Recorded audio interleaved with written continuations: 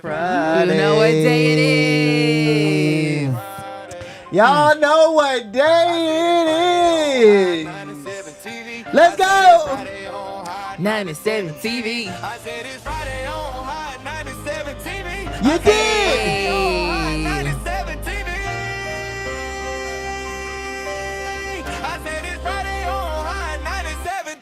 Let's go. What's going on, everybody? Welcome to Hot 97 News. This is a brand new live news show where we talk about all the biggest stories across the country. It is Friday, March 20th. I'm your host, Lana Harris, here with Bronzel with 2 N's. What's happening? And Million. What it do? Come on now. Oh, Friday. How it feel? I kid you not, I forgot it was Friday. I don't even know how I Really? did that. That is crazy. And it was payday too. Yeah. Listen. You ain't hear It's that a good cha-ching? day. You ain't hear that cha-ching? No, not yet. Oh, okay. I gotta go check it out. I'm gonna go check it out. I'm gonna go see what they talking about. Friday, Oh, baby. man. And the song just hypes you It up do. Oh for it. God. Oh God. You know Oh, what I God. mean? Feel Okay. good. So we have a lot of updates today, and the updates are juicy with 16 Ys. This is going to be a very video-heavy show, so buckle in, everybody. We have some answers, some real answers for you today, and I'm just saying right now, don't shoot the messenger, okay? Okay, so first of all, Benjamin Netanyahu, Israel's prime minister, is back from the dead. Yes, he is alive. He was never dead. And it does not mean that those videos weren't AI. Okay. To me, if you ask me, okay? It just means that he's alive. There are reporters in the room. It's been confirmed. So, listen, it is what it is. So, We still don't believe that, though. I Because do. I went back and looked at the pocket about 5 million times. Yep. I slowed it down, Yep. sped it up, and I can clearly see it looked like the pocket jumped over his hand. I'm just saying, pockets don't do that. pockets don't jump. There was a video that they released like maybe a couple days before the video that everybody seen go viral, and it was like him talking to some other guy. I forgot who it was, a congressman, and like his Yes. forehead was Mike Huckabee, I think. Yeah, his forehead was moving weird, man. It was not. It's definitely AI. It's fishy. Either I don't AI know. or I don't think he's dead though. or a reptilian, one of the two.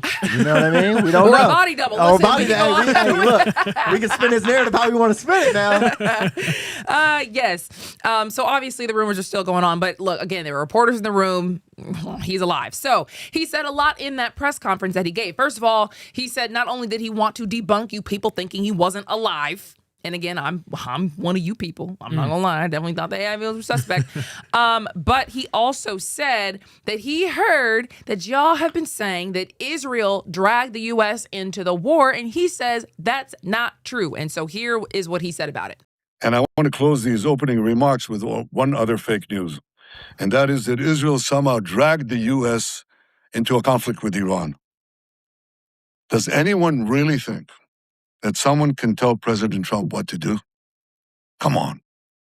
President Trump always makes his decisions on what he thinks is good for America, and may I add, I think what is also good for future generations. I don't think any two leaders have been as coordinated as President Trump and I.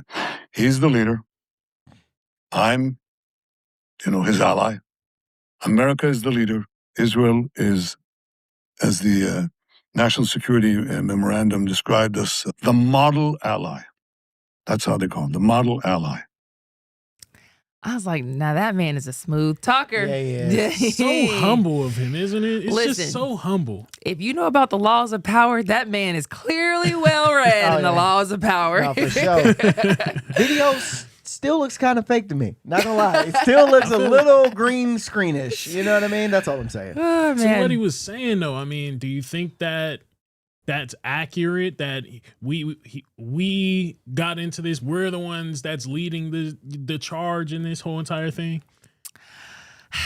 That's what he said. You know what I mean? No, that's crazy. That is what he said. I don't personally believe it. I really don't, but that's what he said, and that's what Trump says. Yesterday, we just seen Trump get mad at them for dropping bombs on the gas field out there So- without even letting him know. Look, we're going to talk about all this. Okay, In fact, okay. it wasn't good enough for one of the reporters who were there. There was a lot of reporters there, and one of them flat out asked him, given the escalation of attacks on U.S. allies across the Gulf and the spiraling energy cost and the cost of U.S. troops and personnel killed in this war already, a lot lot of Americans are still wondering if you at least misled the government into starting this war. And he asked, how long should Americans keep paying the price for this? And that's where we're going to pick up that question that the reporter asked. And for how long should Americans keep paying the price? Well, I misled no one. And I didn't have to convince President Trump about the need to prevent Iran from developing its nuclear program, putting it underground, and being able to launch nuclear-tipped missiles at the United States. He understood that. He explained it to me. I didn't explain it to him. And I think that our partnership is the only way to avoid this catastrophic development. So he says that it was Trump who told him that they needed to do this, not the other way around. This was all Trump. And people have gone back into, just the historical archives and found where Trump has been saying for years that Iran was a problem and Iran was a threat. And so has a lot of different people. Like Hillary Clinton said it. The Democrats were kind of seen as the warmongers. That's why Trump was able to run on no more foreign wars. That was seen as like, that's what the Democrats give you. Democrats give you, all this money over to war. I'm giving you, let's do America first. That's what the people voted on. So, I don't know. What do y'all make of that? I'm disappointed. I'm disappointed. I don't want to say too much, but it's like, come on now. It's like blatantly obvious at this point. Like DT obviously does not have the control in this whole entire situation. I can't say he does. There's no way he does. I actually think by the end of all this, maybe you guys will be in a better position to guess. Not guess, but just make your own opinion. I picked out, again, what I think is the most important things counter to what the Trump administration has said, because we've been talking about what they've said. This was necessary. This is about national security. This is about security of the entire world. This is about a regime who is brutal and oppressive to their own people and will make a nuclear weapon and drop it on Israel and drop it on people who are stationed out there in the U.S. And this is for our security. That's what the Trump administration has said. So Benjamin Netanyahu is on the same page, of course. And he also confirmed, despite what Israeli officials were reporting, that Trump did not know about them hitting that gas field in Iran. He said Trump asked them to hold off. So they are going to hold off on doing any more of that hitting of the energy assets out there, because he says, again, they're the model ally. He also addressed the fact that he did not know who was running Iran, because the current guy, nobody's seen him. That's true. Nobody's seen him. He said that he is seeing fear and trepidation in the IRGC, the Revolutionary Guard in Iran. He said he sees cracks that they're trying to exploit now. They would like to get in there and try to basically sow enough chaos and enough disarray that they split up and, the people lay down their weapons and join the people who want to oust this government. He said that they do want to erase their ability to attack at all, as in Israel and the U.S. want to erase Iran's ability to attack. It's going to be a lot harder for them to rebuild at this point, he says. He acknowledged there's not a guaranteed regime change, and that will be up to the Iranian people. Ultimately, he says the Iranian people have been very brave. He wasn't knocking them. He's just being realistic. He hopes that the pressure on Iran could create the conditions for internal change by the Iranian people, but it's not necessarily guaranteed at this point. He also said this mission almost certainly requires boots on the ground, that air power alone would not be enough, that there's going to probably have to be some kind of a ground component. He said there's a couple different avenues of how that could happen, but he just didn't want to go into detail. I think that's important because also an update, Trump said that he is not putting troops anywhere. He said that yesterday. Mm-hmm. He is not putting troops anywhere. But he also said, if I were, I certainly wouldn't tell you, talking to the reporters. So who knows? You know what I mean? So that's what Benjamin Netanyahu kind of overall laid out. Things are going great. This was necessary.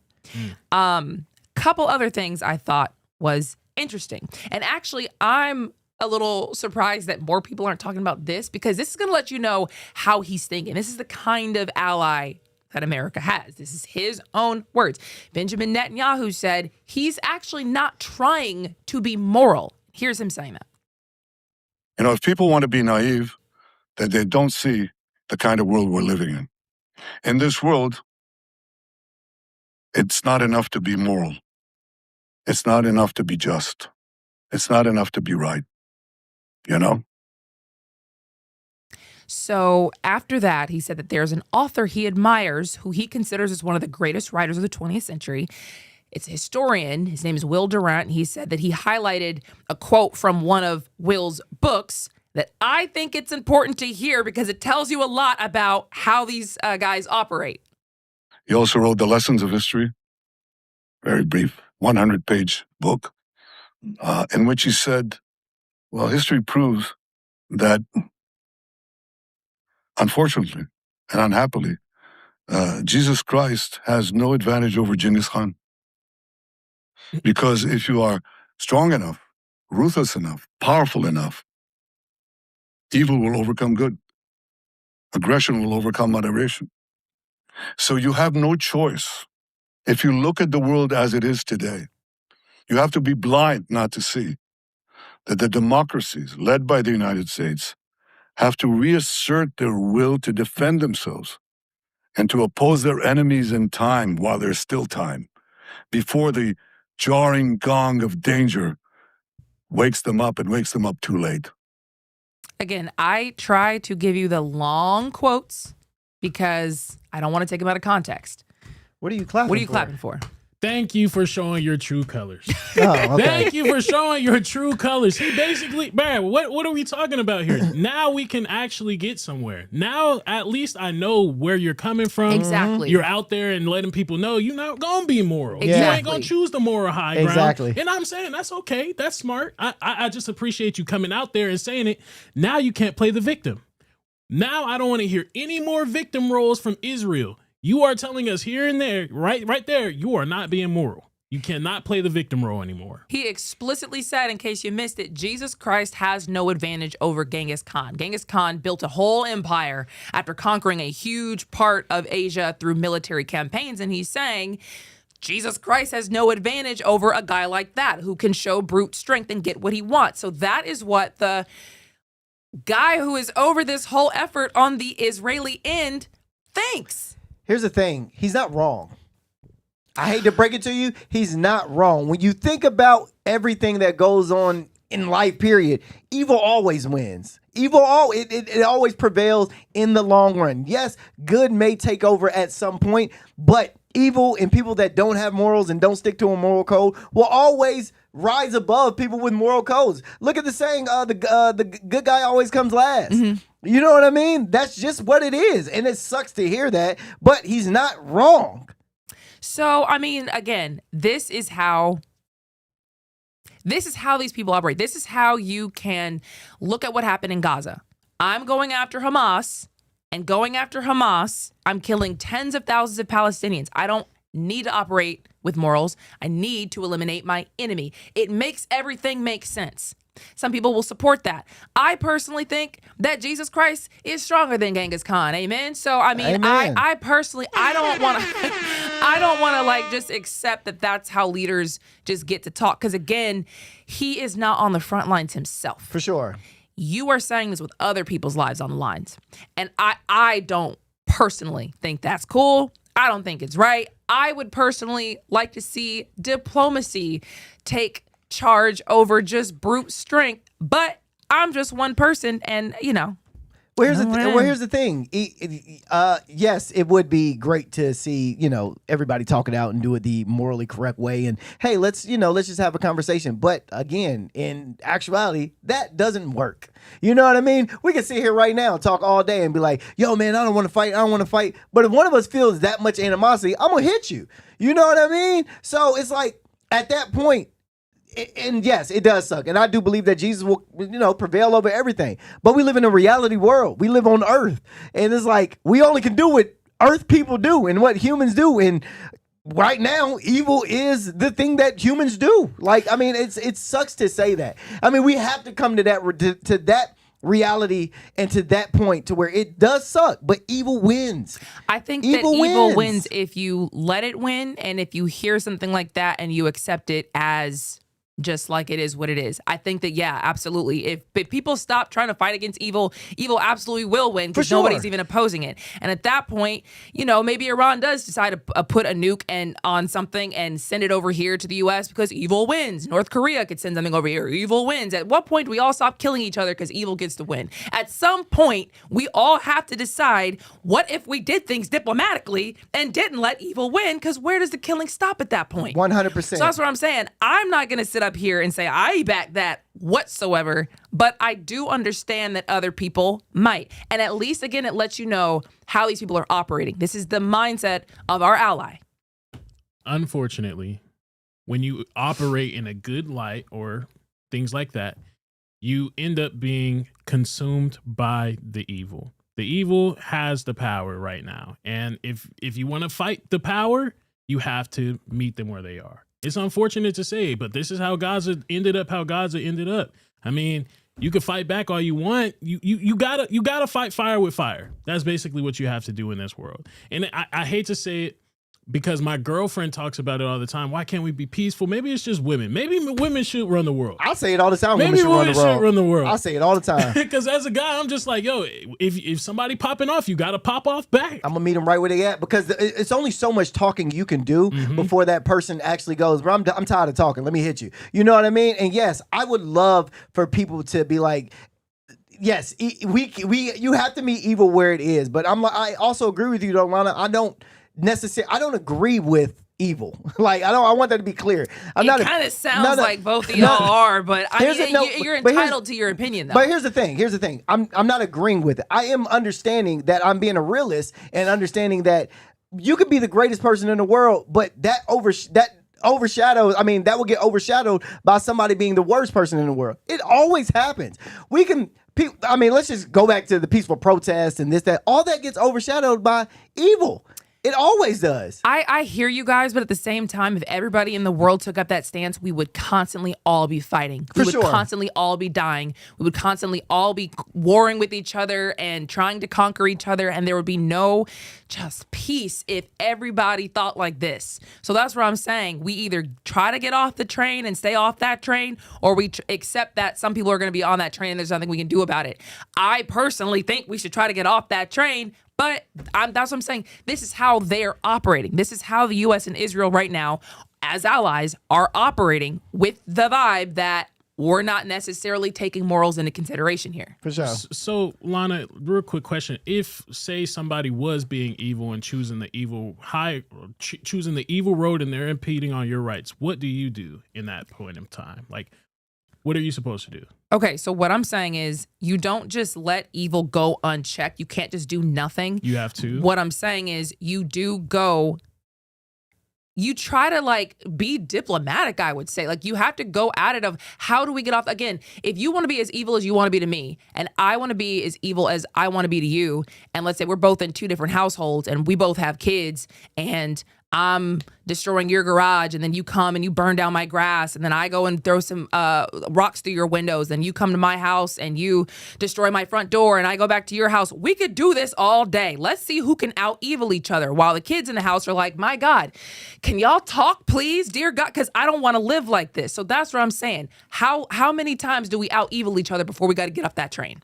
Okay, so to that point, if somebody was to have a conversation with you, I'm gonna take your analogy that you just used. If before you and that person got into a house spat, and you had a conversation with this person first and said, "Hey, I don't like the way you X, Y, and Z," and that person goes, "I don't like the way you X, Y, and Z," but then that person takes it a step further and does that evil and crosses that boundary. Now you've taken the high road and said, "We're gonna have this conversation diplomatically and talk this out and try to resolve this issue." Now that person talked with you and said, "You know what? I'm going to choose to do this to you."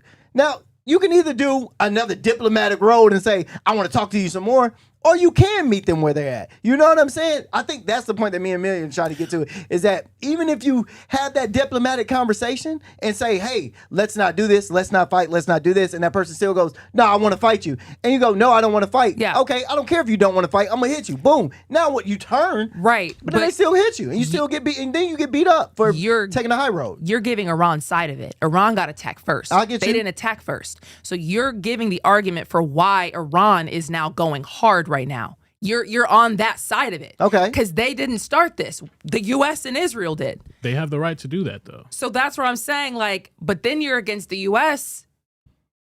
because the U.S. helped start this. It's a little backwards. That's what I'm saying. A little backwards. A little backwards. It's That's it. not- It's a little backwards. A little So backwards. that's what I'm saying. Where does the evil start and stop? Anyway, another thing that I'm shocked more people aren't talking about. Remember how we were talking about how it was a little strange that all these podcasters and other experts figured out and have been saying that the Strait of Hormuz would potentially get choked off and the U.S. allies in the Middle East would probably get attacked in retaliation if the U.S. and Israel attacked them. And Trump specifically said nobody knew that was going to happen. Nobody knew specifically that the Middle East would get attacked by Iran in retaliation. And people were wondering, how do the greatest military minds in the U.S. not know that that might happen? Not immediately prepare for the scenario that Iran would choke off the strait. And yesterday, as I was saying, people have been theorizing something else must be at play here or could be at play here, that maybe they're just saying that publicly and have something cooking up behind the scenes, a way to like move the oil route. That was the whole theory. So something that I heard yesterday in Benjamin Netanyahu's speech kind of touched on that. A reporter asked him how he saw this war ending, and this is what he said.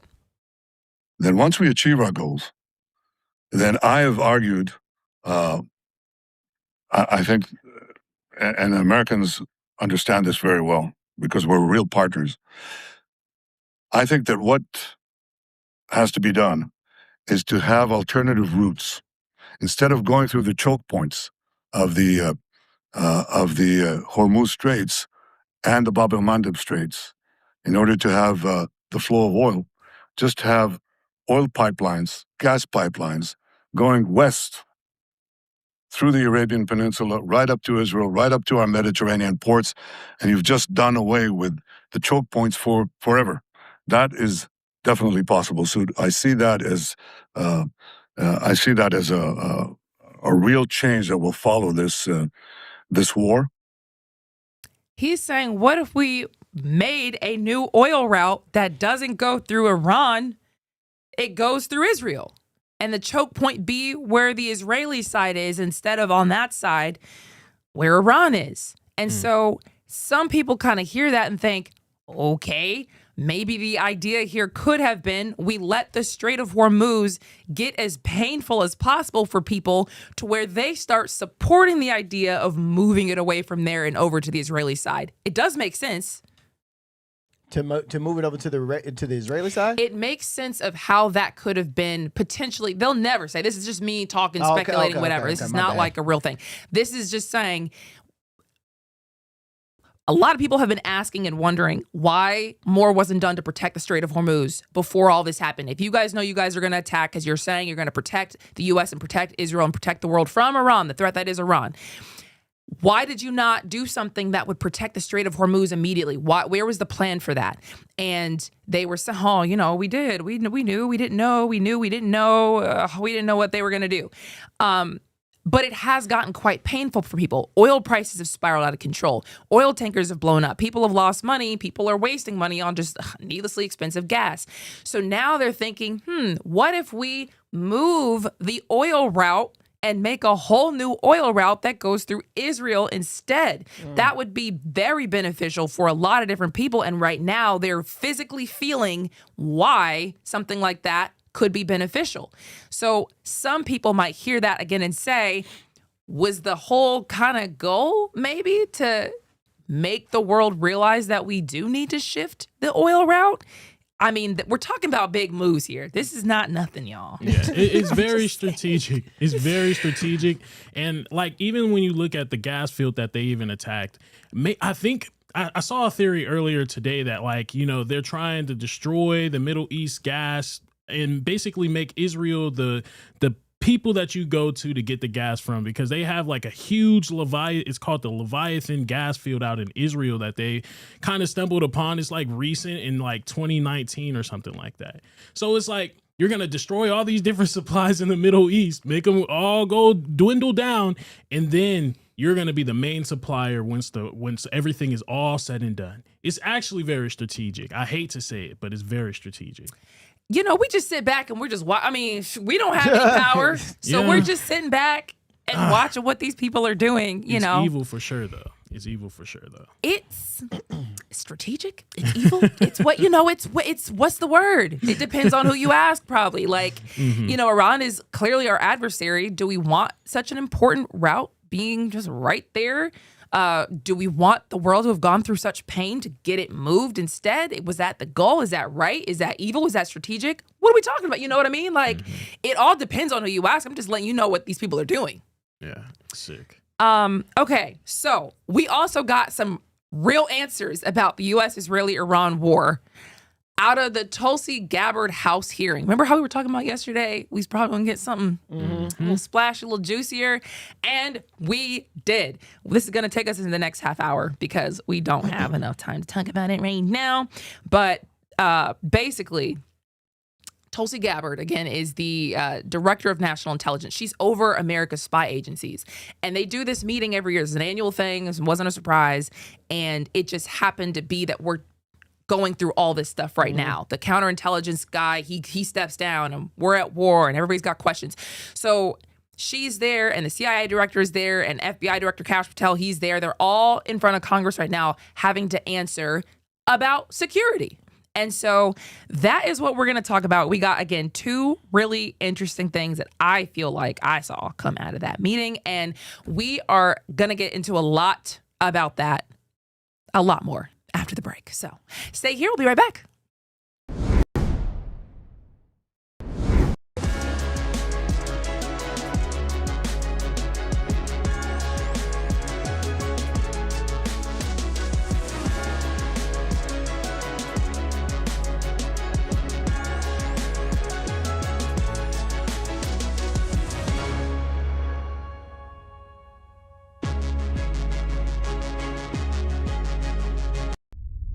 A major move today. Hot 97 is expanding. Hot 97 has launched a full streaming television channel. Hot 97 is no longer just a radio station, it's now a streaming network.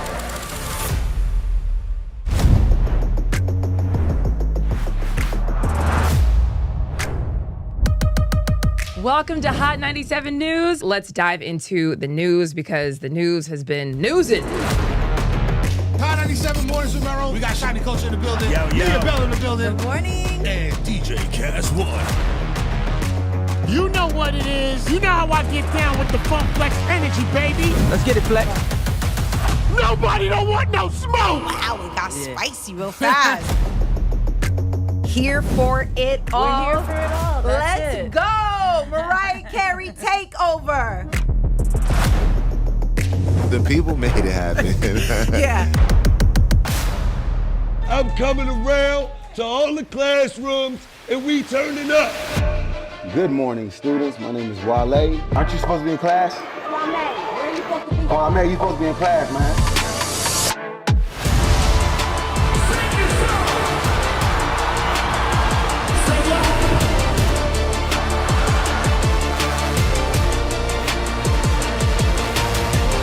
Rihanna has become a true worldwide icon. Congratulations on the job. We listen to Hot 97 every day. We can't wait to hear you guys even more. Hey, let's go!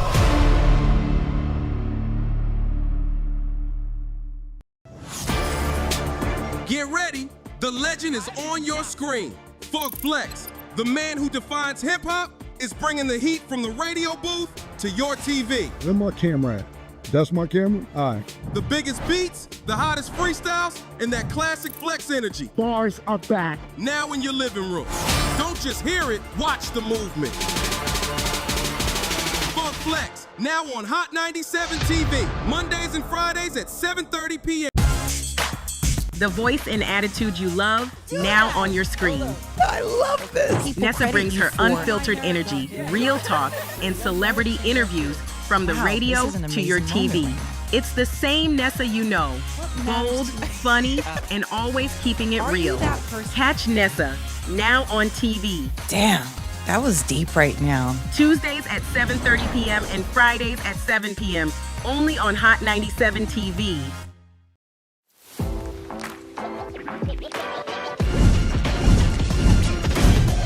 Welcome to Hot 97 News Atlanta. We're here with Rondell with 2 N's. What they do? Give it up to you. And Million. Hey, the fact that this is a reality. Brand new live news show. I'm your host, Lana Harris. There is so much going on in this country and in this world. Civil unrest. Nobody's going to trust that. Any of this sounds, like I said, it sounds good. Yeah. It does sound beneficial.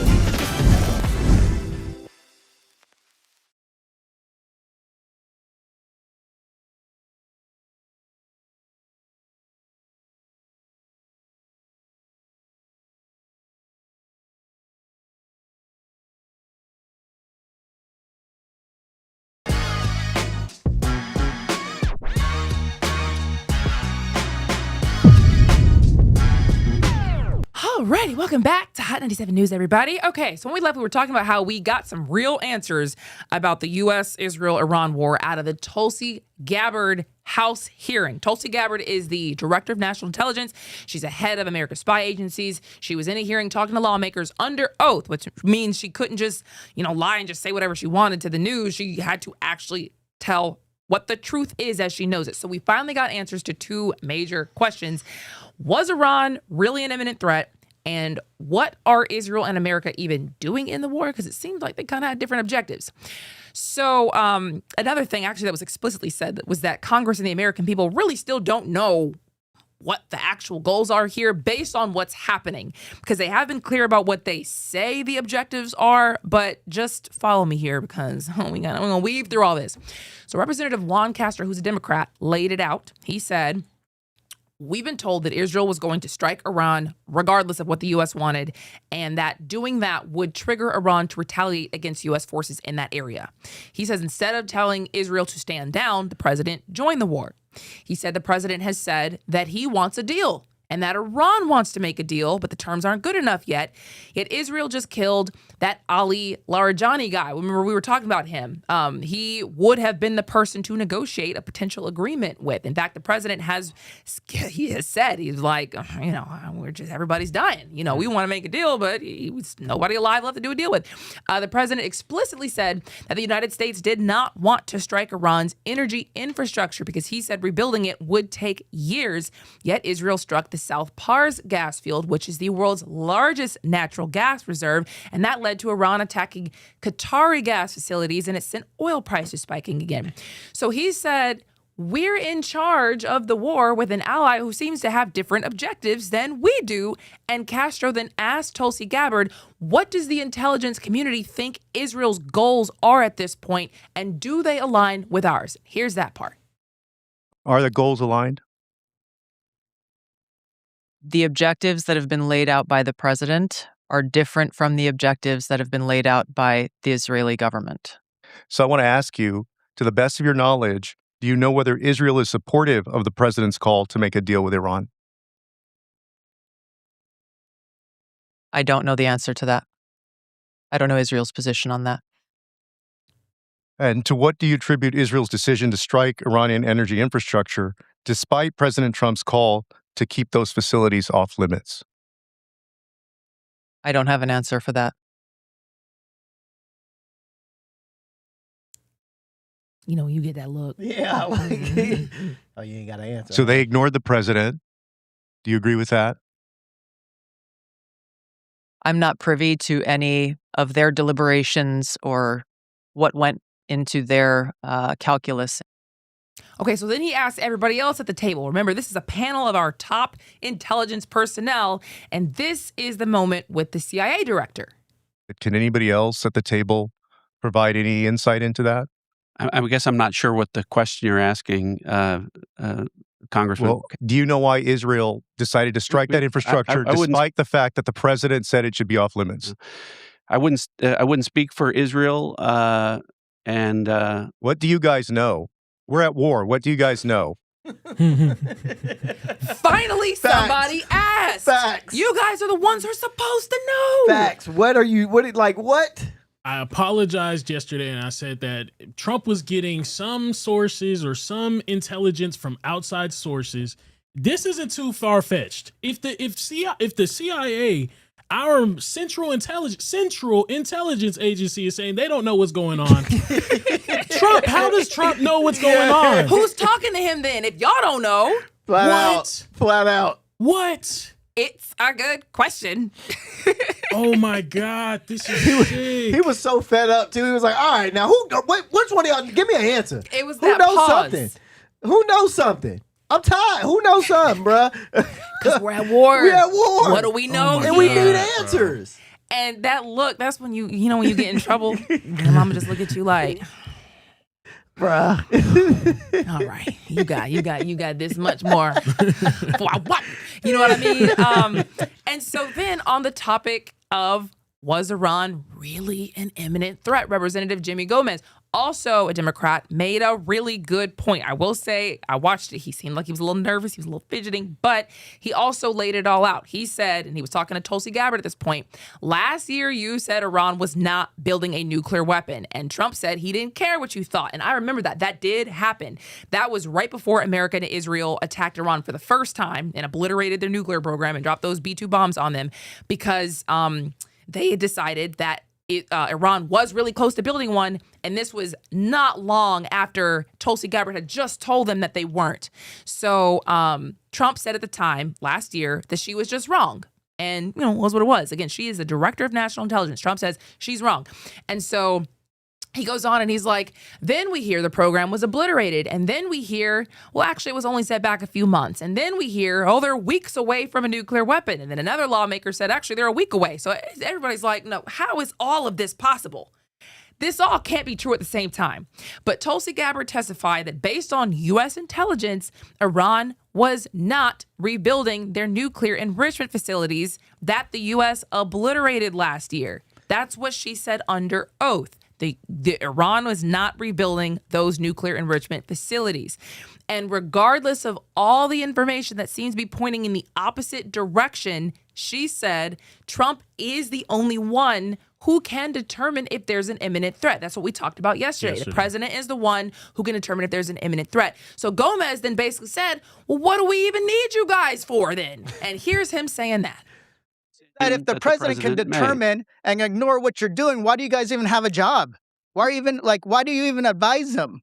So you're saying tomorrow the president of the United States can say China is an imminent threat, and then he can take his own, no matter what the intelligence says, he can take his own action. So that's what you're basically saying. Okay, let's go on. Director Gabbard, you said that North Korea has intercontinental ballistic missiles that can reach the homeland. Yet, the Defense Department said that Iran was at least 10 years away from achieving an intercontinental ballistic missile that can reach the homeland. Which one is a more serious threat, North Korea or Iran? These threats are taken within the context of the in total body of intelligence reporting. So that's it should be, and that's my point. We're cooked. It's a good point. Is it not a good point? North Korea has something that can reach the U.S. right now. Iran does not. We're doing all this for a country who might. But here's the thing, and here's where I do agree that there could be more of a threat with North Korea at this point. I'm sorry, with Iran at this point than North Korea. We have now done all this. The U.S. started this accidentally killing a bunch of children. So say the reports. It's not confirmed yet, but as far as what we've seen, it's looking like the U.S. was the one who accidentally dropped the airstrike, the Tomahawk, on an elementary school in Iran and killed like 165 plus little girls, 6 to 11 years old. That's how we started this. The U.S. has been in the Middle East protecting our assets and, fighting for our nation and our security and trying to make the world safe. But there have been hundreds of thousands of people die out there as the U.S. has been out there, and they do scream death to America and death to Israel because of everything the U.S. has done out there. It really might be a threat at some point if Iran really did get the ability to blast a missile over here, which I don't know when that would even be possible. They're saying potentially 10 years.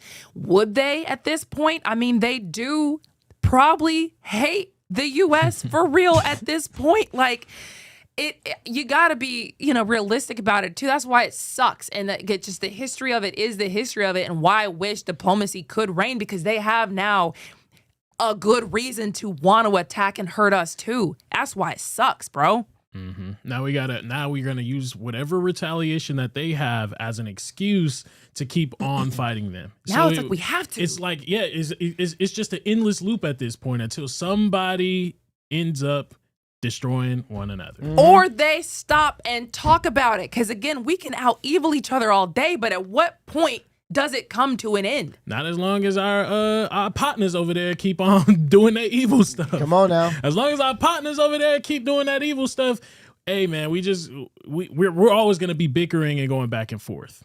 We're always gonna be bickering and going back and forth. Facts. Unless there's a point that the U.S. decides, well, we have accomplished our part of this, because that was a good point. What they talked about, like, what are the U.S.'s objectives versus the Israeli objectives, and the U.S.'s objectives, as we've been told, was to destroy their Navy, destroy their ballistic missiles, destroy their ability to make ballistic missiles, to get rid of the IRGC, like to get rid of their guard, their Navy. And I think that's it. Am I missing one? It was all basically about making sure they didn't have the ability to hurt Americans versus Israel's goals. At least what we've seen is they have been killing their leadership. They have been going after energy infrastructure. At least they did twice. That one huge big explosion that looked like the apocalypse happened the other day, had it raining acid rain.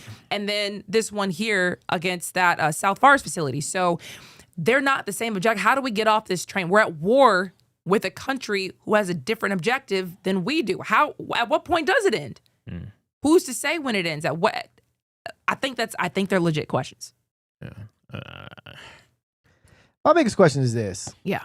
After all this, is there a potential that we would go to war and not war with somebody else after all of this is done? Like a China or Russia or any of these places? Like, is there a potential that's up? Is that up in the air as well?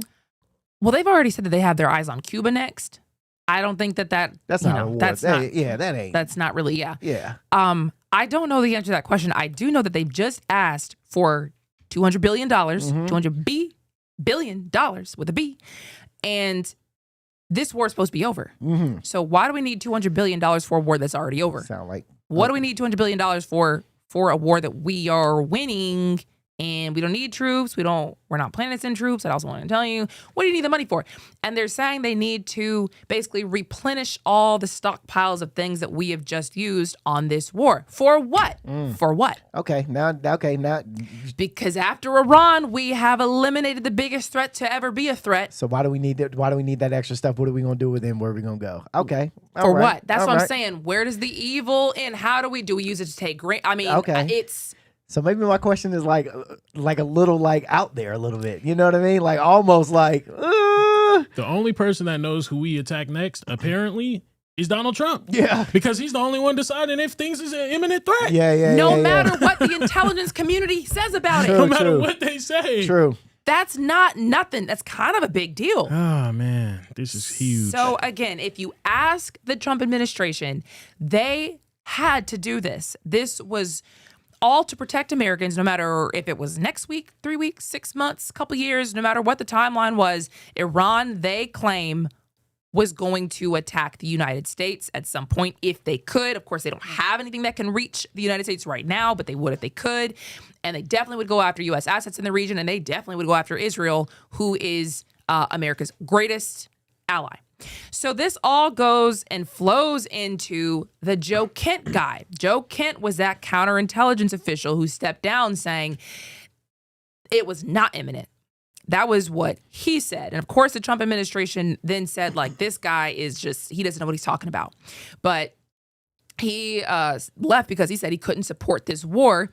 And he was talking to Tucker Carlson about this recently after he stepped down. And Tucker Carlson, of course, a former Fox News anchor who's now an independent journalist.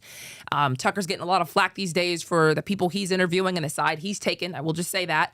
But Tucker asked him point blank, was Iran on the verge of getting a nuclear weapon? And I feel like it's important to talk about because this is news. He was in the Trump administration. He did step down, and we all deserve to know what these people are saying. So this was his answer to that. No, they weren't, 3 weeks ago when this started, and they weren't in June either. I mean, the Iranians have had a religious ruling, a fatwa, against actually developing a nuclear weapon since 2004. That's been in place since 2004. That's available in the public sphere. But then also we had no intelligence to indicate that fatwa was being disobeyed or it was on the cusp of being lifted. The Iranian strategy, it's actually pretty pragmatic. The Iranians are obviously aware of what's taking place in their region. And their strategy was to not completely abandon their nuclear program because they saw what happened to Muammar Gaddafi in Libya when he said, hey, I've got no more nukes. I'll do what you say. I'll give up my nukes. And we gave him the Nobel Peace Prize?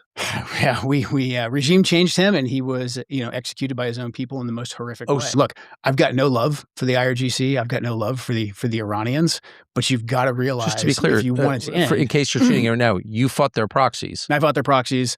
I mean, I put countless of them in flex cuffs or much worse. So he's saying, I was in the military. I have physically fought against Iran's proxies. I don't have love for these proxies. I don't have love for Iran at all. I've literally, what he's kind of alluding to, how I've killed them. You know what I mean? I put them in handcuffs and I've done worse. But he's saying at the same time, if we're just looking at this objectively, they weren't trying to make a nuclear weapon. That is what Tulsi Gabbard said before all this started last year. So now it's just changed. And that's why we really couldn't get a straight answer from them during those hearings, because it was like, if I told the absolute objective truth based on the intelligence, it does not support what the Trump administration has been saying. So I don't know what intelligence they're getting, but it does seem to be at least different from what our intelligence community is getting, and that's why he stepped down. He said, I can't defend any of this. Now, several people who support the president, and of course, and people in the Trump administration has said, this man is out of his mind. He doesn't know what he's talking about. They denounced it. They said it's a lie. He clearly has not been briefed on the things we've been briefed in, and he literally could not be further from the truth. And even Laura Loomer, who's just like a right-wing influencer, said he is a conspiratorial crackpot who is blinded to the Islamic threat. I think that's the last thing. Yeah. The Islamic terror threat. So, I mean, people say he's a conspiracy theorist. He literally is just talking out of his hoo-ha, but that's what he said. Go ahead. Go ahead. I was just saying, throwing it out there. I mean, recently I've just seen that the FBI, apparently, at least looking at People magazine, Trump's former counterterrorism chief, Joe Kent, was reportedly being investigated by the FBI. He's being investigated by the FBI right now because of basically stepping out. What is going on? I'd heard that he was under investigation by the FBI for allegedly leaking things. And I don't know how to take that, because if you thought even for a second that he was leaking information, why wasn't he immediately fired? But that's what they say. Yeah, he was talking too loud, Joe. Talking too loud. But he wasn't even fired. He resigned, right? That's what I'm saying. Like, if you suspected him of leaking things and he's the counterintelligence guy, wouldn't you immediately fire him? Right. He was also in the CIA. I mean, because I don't like to talk about the CIA too loud, but they operate covertly. And so if you thought that guy was leaking information, one would think he would have been fired. Exactly. Been like in somebody's, underground somewhere. So I don't know where that came from, but that's what they say, that he is just not to be believed. I don't think they understand like the hurt and like how much people are just now looking at our intelligence agencies like they're just incompetent at this point. Like, do y'all really got it like that? Like, y'all keep on investigating all these different places and all these different people. Do y'all really got it like that? Like, I thought anybody that was suspected of anything could basically be caught. But you're telling me you let this guy spread information out there, and once he finally resigns, now you want to do investigations. Now you're saying, well, actually, we were looking into him for leaking. I'm sorry, you were what? Our you were what? He was in the job still? This is the same agency that can't find Nancy Grace. Nancy Guthrie. Nancy Guthrie. Look, you done forgot her name. I forgot her name. So did the FBI. It's all right. Yeah, you done forgot her name. This is sick, man. This is sick, man. So I don't know, man. I don't know what these people have going on. I will say other countries have started saying that they are going to help in some way with the Strait of Hormuz. There was a statement that a bunch of countries got together and put out. This was the UK and France and Germany, Italy, the Netherlands, and Japan. They pledged to help in the Strait of Hormuz. They released this joint statement basically condemning the attacks, Iran's attacks on commercial ships and the strikes on oil and gas facilities and the closure of the Strait of Hormuz. They say that, we're deeply concerned about all this, especially that the conflict is escalating, and we are calling on Iran to cease immediately all the threats, all the laying of mines, all the missile attacks, all of it. And they say it's because, of course, freedom of navigation is so important, and they said they are ready to contribute to appropriate efforts to ensure safe passage and welcome the commitment of nations who are engaging in preparatory planning. In other words, we aren't doing anything right now because that is vague. That is vague as I've never heard anything that vague. They didn't say anything about we're sending warships. We're sending troops out there. We're deploying the Navy. We're escorting anybody. We're doing some kind of military action. Say anything. They try to sabotage you, but. Yeah, look, we was talking too loud. We talking a little too loud. We was talking too loud, you see? So, I don't know. At least they're saying something, but they said something and nothing at the same time. Yeah, They've been condemning because they didn't say anything. They condemned Iran. They've been condemning Iran. They want the war to end. Everybody has been saying they want the war to end. They want Iran to stop what they're doing. Everybody's been saying that. So Trump didn't even respond to that. Trump didn't say it was a win, it was a loss, it was anything. From what I've seen, he hasn't even responded to that. So I don't know what these people are doing. What are you gonna say? If this was something meaningful, he might have said, it's about time. Trump has been saying our allies need a help. I know we started this, but we started this for y'all, so y'all need a help, and we've been there for y'all this whole time, so y'all need to come and be here for us. We talked about it last time. Nothing in NATO requires them to be here for something that they initiated. NATO is not, we'll back you for an attack. We'll back you for defense. That's it. And we don't even cover that region. So you're really on your own. But Trump says, regardless, we put so much money, we put so much resources behind it. Y'all should be helping. So they put out this notice and said, hey, yeah, we condemn the attacks and we are going to do whatever's appropriate. But they didn't say what that means. You going to help? You sending troops? You escorting ships or not? I don't know. To be fair, though, what if it's like they're not trying to give out certain coordinates or certain goals that they're doing? It's like they're trying to keep it undercover. I can see it making sense. I'm just glad to see them actually stepping up. Doing something. Do something. At least we're putting countries' names behind something. And they could all pop out one day with like 16 warships and be like, and we here. They could. They wouldn't put it out there. Right. They could. Hey. They could. Hey. A lot of things could happen, So we shall see. But let's move away from all this, shall we? Let's talk about something funny. Let's talk about something real funny. You know who Afro Man is? Cause I got. Yeah, it was a good song. Yeah, that Million guy. didn't know what it was. No, you don't know what Afro Man is? Nope. He is a rapper, and he just won in a lawsuit against the deputies who sued him over a music video. So he was sued because of his lemon pound cake music video. Have you seen that? You have. I've seen all of it. Let me just show you a little piece of this little pound cake video. So this was footage from when officers busted up in his house claiming he had drugs. And they raided it and found nothing. They found nothing. So the title of the song and the video at the center of the lawsuit was all because of, you give it like 3 seconds. That moment right there. Yep, you see a little lemon pound cake right there? And he took a little double take. He's like, I caught you in 4K looking at my lemon pound cake while you raided my house. He wanted a piece. So, yeah, the song goes, the Adams County Sheriff kicked my door down. Then I heard the glass break. They found no kidnapping victims, just some lemon pound cake. They also stole $400 though. Oh, yeah, oh, yes. Yeah, they stole money from him too. I did not know that part because I remember seeing in the article that they definitely stole money. But he didn't just win. But he didn't just win this though. Oh, please. He did more. I wish, and we can't show the videos because I wish we could. But he did multiple videos about the police officers that he made parody videos about the police officers that guy right there that looked in the pound cake. He made a video about him having sexual relations with his wife. That's what that was about. He made another video mocking them. Another video mocking the police. He made multiple videos about mocking the police on this all the police that were on this that did this. He made videos about it. So that video right here, that got 3.1 million views on YouTube. And we can take that down just so we don't get, popped for showing a video. But the sheriff's deputies claim that he was wrong to mock them in those music videos because they feel like they were defamed by it. They feel like their privacy was invaded and they were needlessly harmed by the music videos.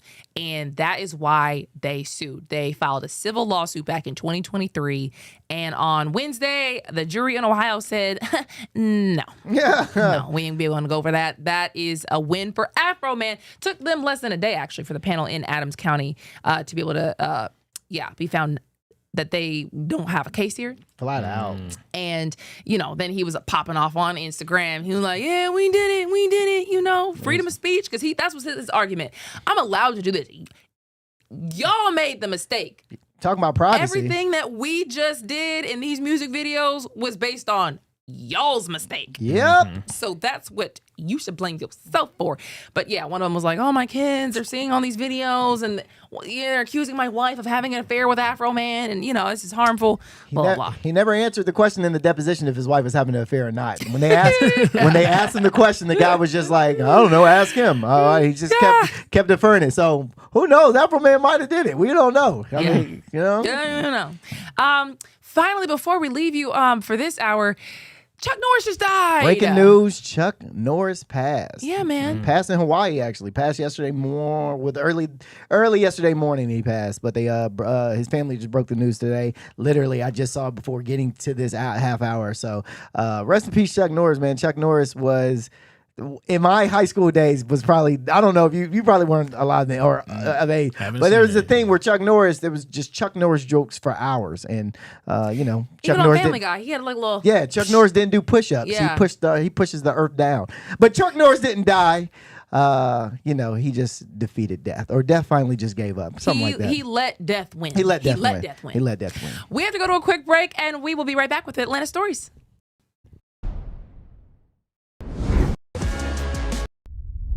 A major move today. Hot 97 is expanding. Hot 97 has launched a full streaming television channel. Hot 97 is no longer just a radio station, it's now a streaming network.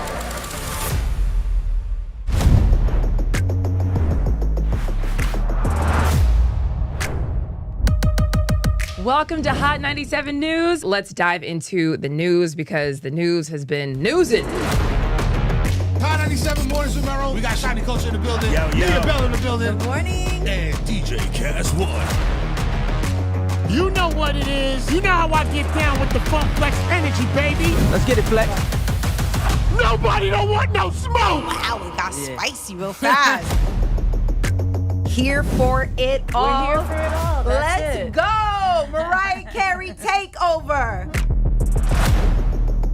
The people made it happen. Yeah.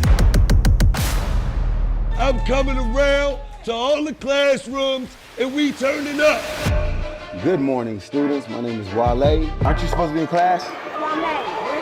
Oh, man, you supposed to be in class, man.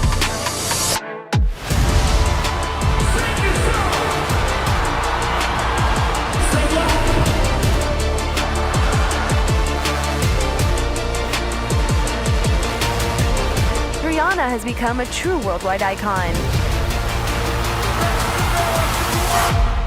Congratulations on the job. We listen to Hot 97 every day. We can't wait to hear you guys even more. Hey, let's go!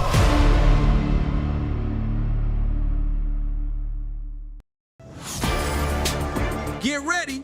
The legend is on your screen. Funk Flex, the man who defines hip-hop, is bringing the heat from the radio booth to your TV. Where my camera at? That's my camera? All right. The biggest beats, the hottest freestyles, and that classic Flex energy. Bars are back. Now in your living room. Don't just hear it, watch the movement. Flex, now on Hot 97 TV, Mondays and Fridays at 7:30 p.m. The voice and attitude you love, now on your screen. I love this. Nessa brings her unfiltered energy, real talk, and celebrity interviews from the radio to your TV. It's the same Nessa you know. Bold, funny, and always keeping it real. Catch Nessa, now on TV. Damn, that was deep right now. Tuesdays at 7:30 p.m. and Fridays at 7 p.m. Only on Hot 97 TV.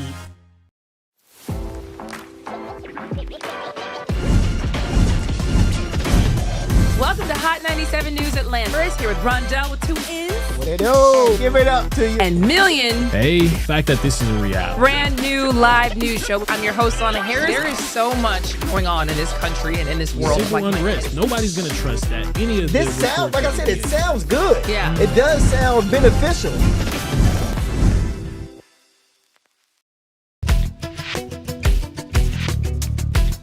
You are watching Hot 97 TV.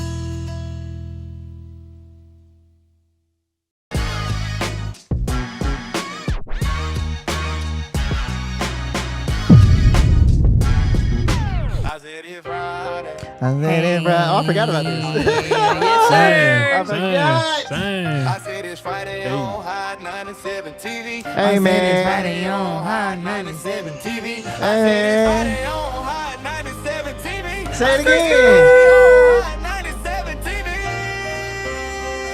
I'm feeling good, baby. I said it's Friday on Hot 97 TV. Let's go. What's going on, everybody? Welcome to Hot 97 News Atlanta. This is a brand new live news show where we talk about all the hottest stories in the city. It is finally Friday. Friday. Let's go. It is March 20th, and we're glad to see you. I'm your host, Hannah Harris, here with Rondell with 2 N's. What's happening? And Million. Hey. Okay, boy. Yeah, Friday. What y'all got planned to do? I'm just gonna rest. Y'all always resting during the weekends, bro. Every weekend. What y'all doing? I'm just gonna chill. Y'all never do nothing. What do you do? I do a lot. You be in these streets? I don't be in the streets, but I do a lot on the. I do a lot throughout the week, but I do a lot on the weekends. I don't think this is the Atlanta hour, so the national hour we do is a lot. And this war is taking a lot out of me, man. It is. So on the weekend, I'm like, bro, I'm not doing anything, and then I got to prepare for Monday. And then, but do you watch? Okay, time out. Do you watch the news during the weekend? Though? I have to. I literally have to. Okay, so I so can't miss anything. You're not resting then. Resting. I work. All I do is work. Yeah, literally. you're not resting. Yeah, you're not resting. I don't. You gotta say when you say rest, you gotta turn everything off. Like I really don't rest. Like I work all the time. Yeah. But Million, do you rest? Saturday I try to. Sunday is right back to it though. Yeah. Because I got to stay in tune. I got to see if I'm getting drafted or not. I don't know if I'm getting drafted or not, dog. 2 more weeks, dog. I don't know. We got to see. You're gonna beat that, brother. I rebuke the draft up out of my brother Million in the name of Jesus. I don't hope you don't ever get drafted, my brother. Hallelujah. Come on now. Amen. And if you do, I hope you come back in one piece, my brother. You know what I'm saying? And if you do get drafted, I'm gonna come save you. Amen. And if you do get drafted, yeah, you just get drafted. Wow. It's on you, brother. Oh no. I'm joking. Man, Friday. I'm excited to get up and leave. Yes, because there are actually people who are planning to get up and leave the city. Mm-hmm. So first and foremost, TSA workers are still not getting paid. So we have some updates for the people trying to travel in and out of Atlanta this weekend. Yeah, Atlanta's getting hard right now. Getting hit hard right now. Reports are saying 38% of agents hasn't been showing up to work at Atlanta's Hartsfield-Jackson Airport. And that number is different from earlier reports. Earlier reports, it was somewhere around like 20%. So people are actually feeling this effect. In the city was at least trying to give them vouchers, meal vouchers, free parking, some Marta Breeze cards. But apparently that's not enough. People are still being affected. You did say, though, I remember you saying this, that free parking was part of it. They had to pay for parking before. Crazy. I couldn't believe it when I heard it. Bruh. It didn't even hit me until, sorry, continue. No, I couldn't believe it when I heard it. So earlier on this week, lines were reported to have hit like 2 hours long. 2 hours of wait time to get through TSA. But apparently on Thursday, there were some reports that said the lines was like 7 minutes long. Oh. So it was moving at one point in time, but reports are also saying that this weekend is supposed to be extremely crazy. About 350,000 people are expected to travel through the airport in just 4 days because it's spring break. It's spring break. So just be prepared. The airport is actually saying, look, if you want to get here on time, you want to make your flight, you need to get here 3 hours before your flight time. Because you said 2 hours to get through TSA. That's not to your gate. Exactly. That's before you get on the plane, train. Exactly. Sometimes the gate's all the way at the other end. So actually, we just pulled up some TSA security wait times. You know how you go to ATL.com, you can find the security wait times. And the domestic checkpoint is sitting at 80 minutes. Ooh. It's usually, I think it's bad when it's at like 20. 80 is 80 crazy. is crazy. 80 is wild. International? I mean, never mind. We don't. A lot of people don't have international flights, so they don't need to know about that. International is how much again? How much? Where is that at? Like, where is that located? It's far away. I'm talking about way from the airport. No, but where? How do you get there though? We don't know. We don't know. I don't even know how to how get there. Actually, one day blindfold you and just drop you off. Yeah, they do. You know what I'm saying? You gotta tell the Uber driver like just try. Yeah. But I did see though. It said the international was like less time, less wait. Yeah, they're not less. About 45 minutes. Yeah. Not about It's still 45 minutes. It's a 45-minute wait. It ain't that long of a. It was 45. 45. Yeah. Oh, okay. No, Yeah. it wasn't. It might have been a little bit, but it was like 30. It was a bit different. Okay, but yeah. It wasn't 80 though. It wasn't 80. It wasn't 80, but it was about 40. But you don't need to worry about the international because y'all don't have international flights. Yeah, y'all don't even have y'all not flying to nowhere but Florida, so y'all don't even need to go nowhere. I'm just confused. So to get onto the international flight area, do you have to have an international flight? Yeah. You have to. It's like mandatory. Some believe so. No, but I think you do. I think they changed that actually. Did they? With the TSA quitting and everything. I think you changed they probably should. Yeah, you actually have to work in. You know what I mean? Yeah. You got to have an international stamp on your ticket. You wouldn't want to get there and realize they were going to turn you around and tell you to go to the domestic side. So you may as well just not even go. Don't go over there to try. Yeah, don't go over there. Yeah. Yes. Just to let y'all know. And also, it's gonna suck when these TSA agents that quick gonna want their job back when all this open up because, bro, having working for the government is a great benefits, bro. But will they? Because at this point, if y'all want to do this every year, which I'm not convinced y'all won't, at some point you got to be thinking, by paycheck number 1, I'm mad. By paycheck number 2, yeah, it's up. It's up. I have bills regardless. Come on now. At some point, I physically can't be here anymore. You Working know what I for mean? free. Not for free. And then remember, Trump said he's not passing anything before the SAVE Act gets passed. So DHS is behind that if he is to his word on that. So they're really not anywhere close to getting paid again if that's true. So I don't know what these people want to do. I'm looking at it right now. The average salary for a TSA agent is around $53,000 to $55,000. I thought they were making more. I thought they was making bank. Really? But I thought they were making more than that. It's still a government. It's still a government job though. So they could. They probably got really good benefits. Yeah. But experienced agents and supervisors can earn up to $80,000, $100,000 annually though. Okay. Yeah, bro. You gotta understand, bro, them benefits are a super plus when you think about it, bro. A lot of people don't have health insurance, so it's like having that benefit of having health insurance is a huge, and their health insurance is probably pretty good. They probably ain't got that bad of health insurance, so you know what I mean, They probably done took all their PTO off, bruh. And even with the PTO, you only getting back pay for that for what, maybe 4-5 days after that, bruh. And then you got to come back to work. It sucks right now for the TSA agents. And I do feel for them. I definitely do feel for them. I wouldn't, I'd have been the first one to quit. I physically couldn't. You know what I mean? Like the way my bills are set up, I don't have. I'd have been the first one. Been the first one to quit. Mind you, you're supposed to have savings as an adult. Everybody should be having savings and things like that. But the last shutdown was in November, and that was 43 days. Yeah. That was 43 days. So their savings could have ran out, and here we are back in a couple more months. They're supposed to have their savings built already. Come on now. They would have gotten the back pay, but I did hear that from TSA workers last time. They were saying, y'all should be able to withstand something like this. You should have a big, stack to fall back on. At the same time, I thought they were making more money. Yeah. I didn't know they were making 50-something thousand in Atlanta. Right. And you're supposed to have a big old bank to just like sit back and not get paid for 2 paychecks? Huh, please. Yeah, I would have been out of there. I ain't gonna What? lie. First day quit. The government shut down. I quit. Okay. Yep. I quit. I'm shut down while y'all shut down. When y'all shut back on, I'll shut back on too. How about that? Now, don't be surprised when all these folks start scamming. All right, now folks need to pay their bills. Don't be surprised when we start coming to the news with this person has scammed this person, and we got a brand new scam coming out of it.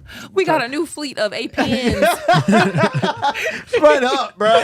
What? Oh man, that's the people we dubbed APNs for, who were going around pretending to be Police. Atlanta police officers. They were the Atlanta police Negroes, to put it politely. But now Delta is speaking out because of the partial government shutdown that is literally only impacting DHS right now, which includes TSA. Yeah, see, Delta got a little bit more respect in my book after hearing what the CEO had recently said. I had took it upon myself just to basically look at like how the airport lines and how, airlines are being affected by this.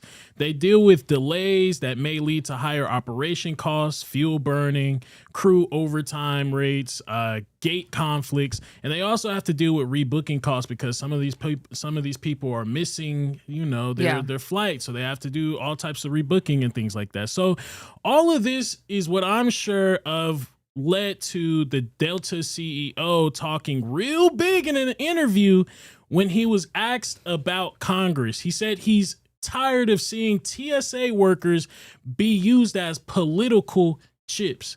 Here's what he said. Are you starting to notice an impact on operations in terms of hotspots that flare up around the country, causing people to be delayed and miss their flights? We certainly are.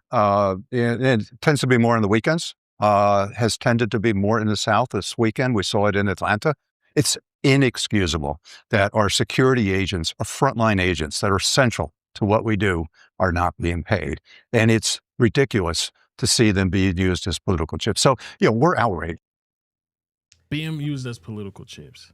Man, you only outraged because they not buying these flights as much as they think they are, bro. Be quiet, bro. You're not slick about. I hate when y'all get on these people's news and these people airways and act. Oh my God, I'm so upset that the people aren't getting paid. It don't affect you at all, dog. That ain't bothering you. The only thing that's making you mad is when you look at your account and go, wait a minute, we have less flights being bought this year. Oh my gosh, that's the only thing you care about. Oh, as soon as these TSA agents start getting paid again and flights go back up, boy, I'm so great they got paid. You don't care, man. Keep it a buck. You know who does Let's care? call a spade a spade. I'm sure the Spirit CEO is caring right now. Let's see what the Spirit CEO. Do you have a video of them talking? Delta actually had he actually came on there and at least said something. But Spirit don't got to talk though. Spirit makes action. They make moves first before they use their words. And the moves is to try to figure out that bankruptcy. Yeah. Did they lower their prices? Did they give out free water on the flights yet?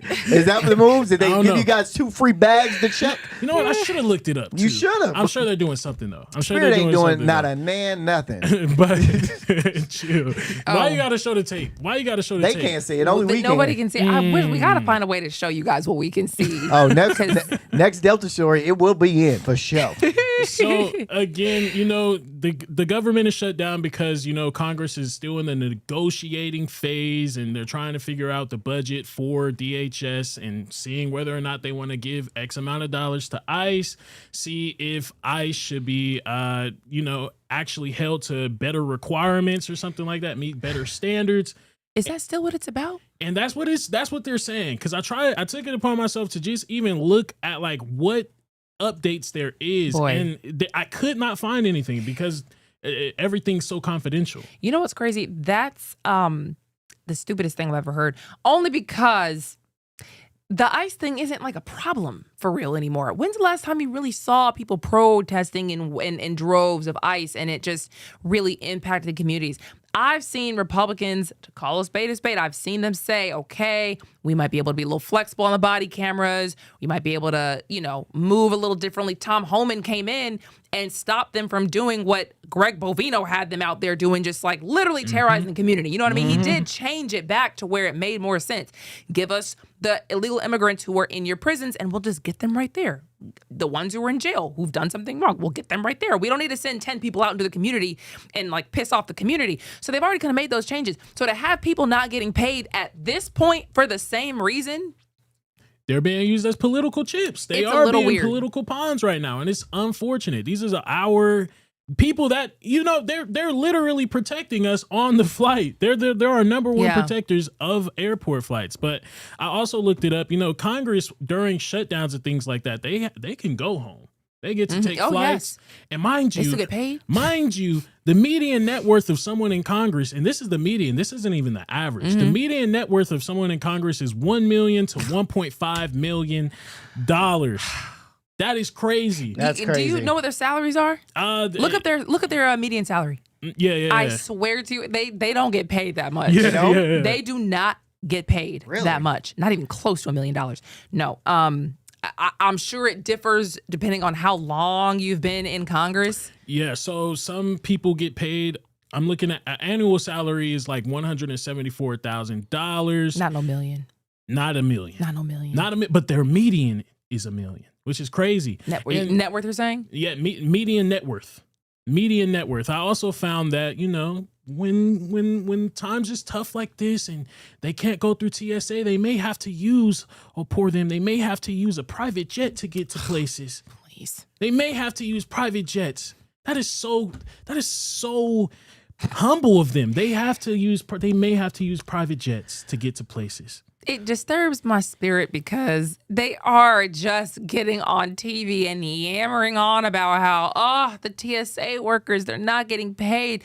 Last time they told us that they had to do DoorDash and yet they're not talking to each other and doing it. They're just getting on TV and complaining to us. What are you complaining to me for? I ain't got no money for them. I don't got no money. I can't help. I can't help What at are all. you talking to me about this for? You need to be in the room with this guy. $20. That's it. You got a cool $20 up on me, bro, and that's about it. And Lana, that is my point. I'm tired of them getting on these airways and not giving back. Yeah. If y'all got all this money, at least give back. I do know, and I have read that the Delta CEO does fly on Delta though. He does. He does sit in Delta on Delta flights. He has flown private. He will fly private, but he does sit on Delta flights. But still, hey, after this is over with, y'all need to give every TSA agent a free flight somewhere. Out the country. Everybody need to get a free flight. That's what you could do since you want to find something to do. Don't you want to put. Don't give them no money. Give them a free flight. Don't ask the passengers to give them money and food. What? You give them free. Shoot.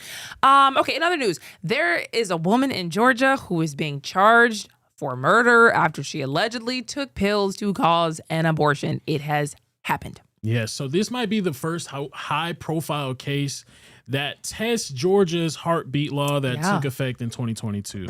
I'll explain what the heartbeat law is in a second, but continuing to the story, a woman named Alexia Moore in Georgia is accused of taking abortion pills while she was about 22 to 24 weeks pregnant.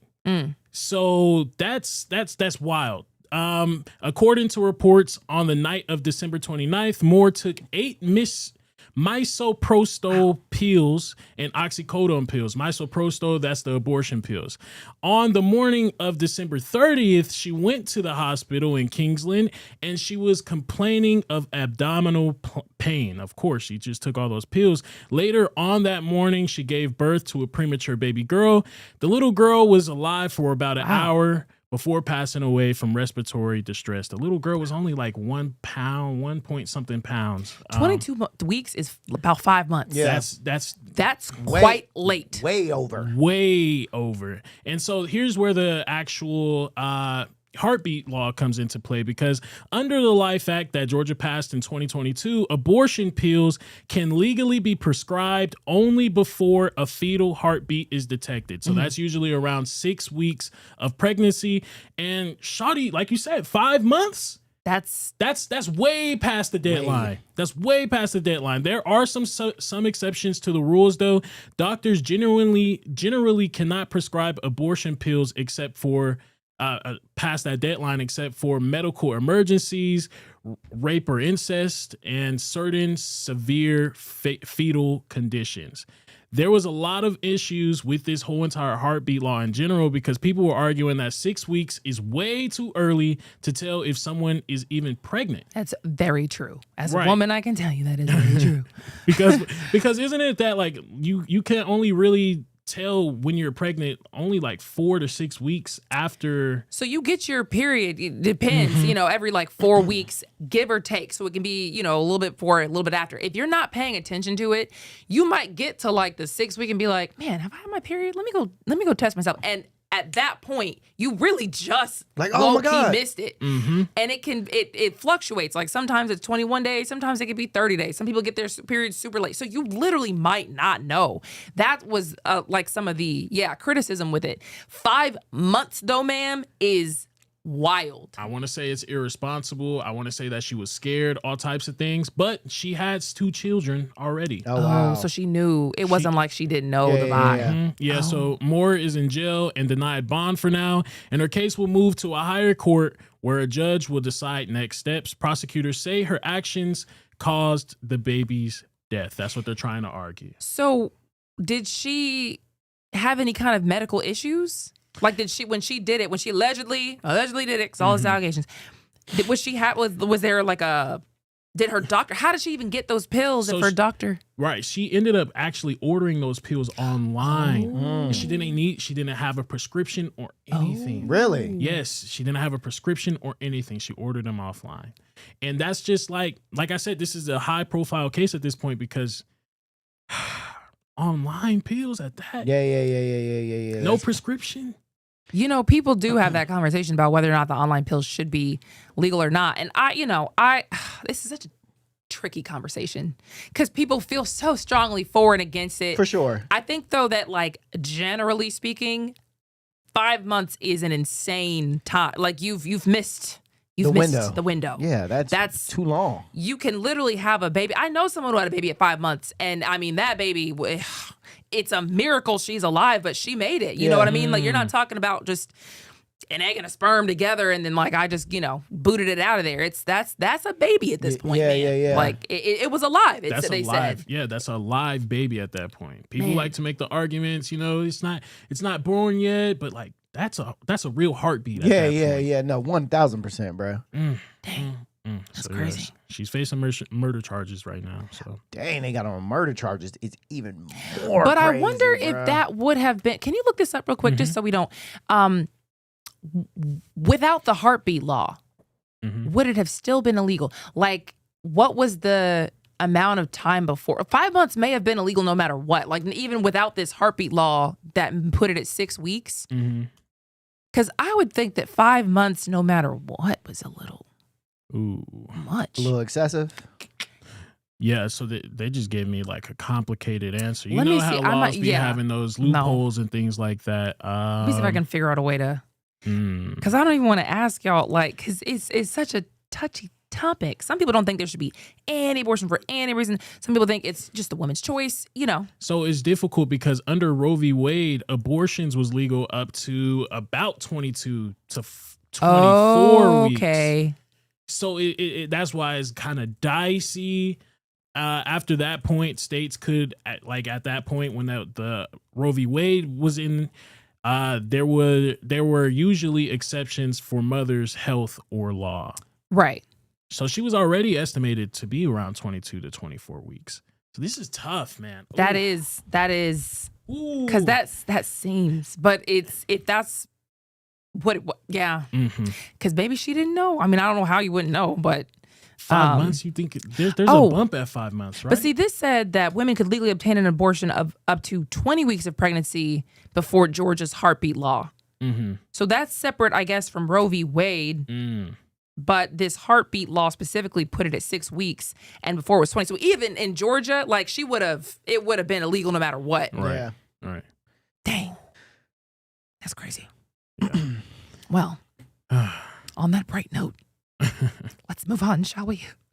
This is so crazy. Okay, well, I guess it's not about to get any brighter, actually. There's an officer, a MARTA officer, who is now facing a homicide charge. Yeah, his name is Dion Alexander, and he's accused of causing a crash that killed a pedestrian in Atlanta on February 2nd. Investigators say multiple people were injured in the accident, including a passenger, a pedestrian, and 3 officers. Investigators say Alexander ran 11 red lights in just 93 seconds. How? On what road? On what road, sir? Wait a minute. 11? Hey, man, in how many seconds? 93 seconds. That man was 1, 2. God. Bro, so they say he drove through a red light at a busy intersection and into oncoming traffic. His lawyer says something different, though. His lawyer is trying to claim... I'd love to hear this. His lawyer is trying to claim that another car hit Alexander's police car first, and that's what caused the spin to hit a pedestrian. Now, he says they argue also that he basically was speeding there because there was reports that a woman officer, I believe, was like about to lose her life or something like that. So he just took off. But I don't know, bro. Like 93. Oh, wait. So he was just responding to a call. He was responding to a call, but 93 is where it's like, come on now, 93 seconds, bro. I mean, 11 red lights is outrageous. 11 red lights in 93 seconds. But if he's in a patrol car and he's responding to a call.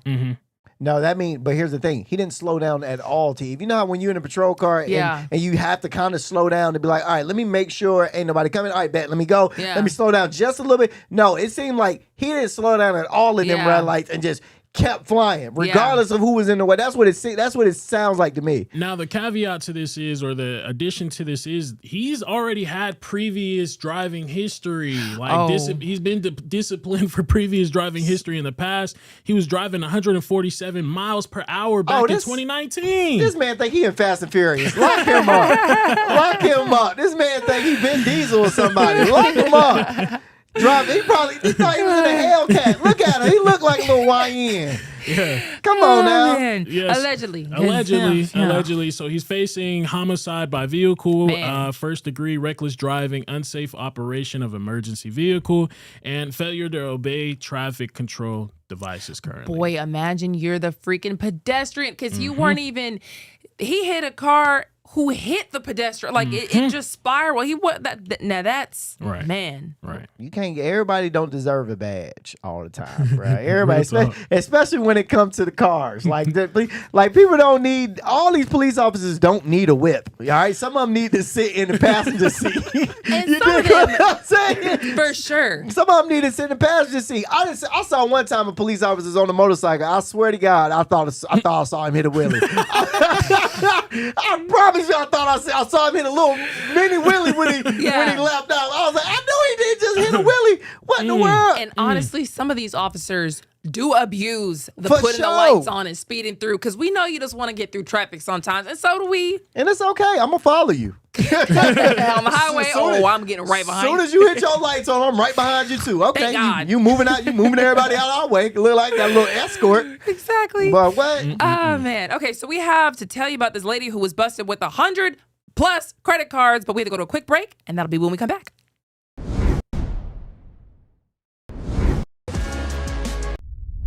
A major move today. Hot 97 is expanding. Hot 97 has launched a full streaming television channel. Hot 97 is no longer just a radio station, it's now a streaming network.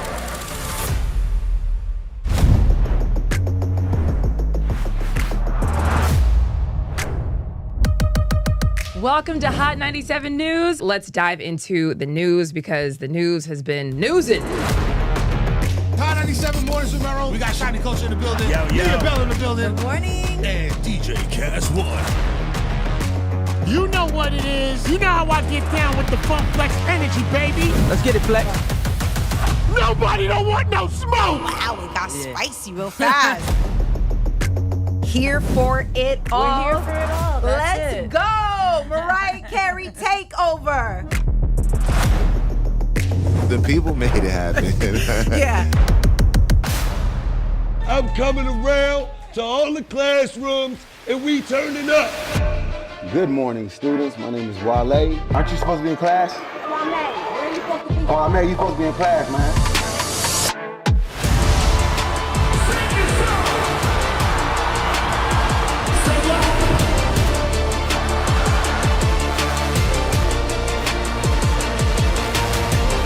Rihanna has become a true worldwide icon. Congratulations on the job. We listen to Hot 97 every day. We can't wait to hear you guys even more. Hey, let's go!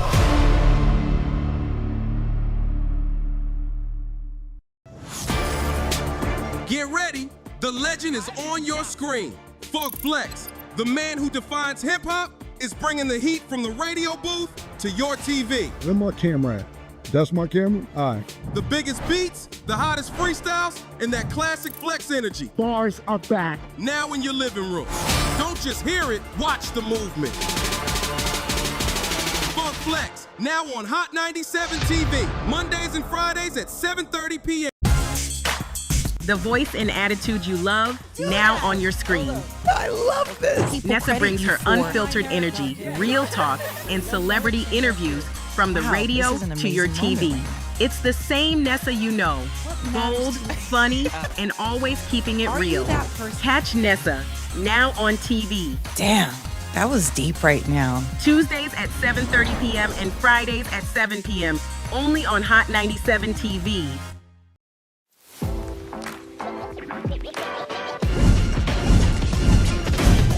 Welcome to Hot 97 News Atlanta. We're here with Rondell with 2 N's. What it do? Give it up to you. And Million. Hey, the fact that this is a reality. Brand new live news show. I'm your host, Lana Harris. There is so much going on in this country and in this world. Civil unrest. Nobody's going to trust that. Any of this sounds, like I said, it sounds good. Yeah. It does sound beneficial.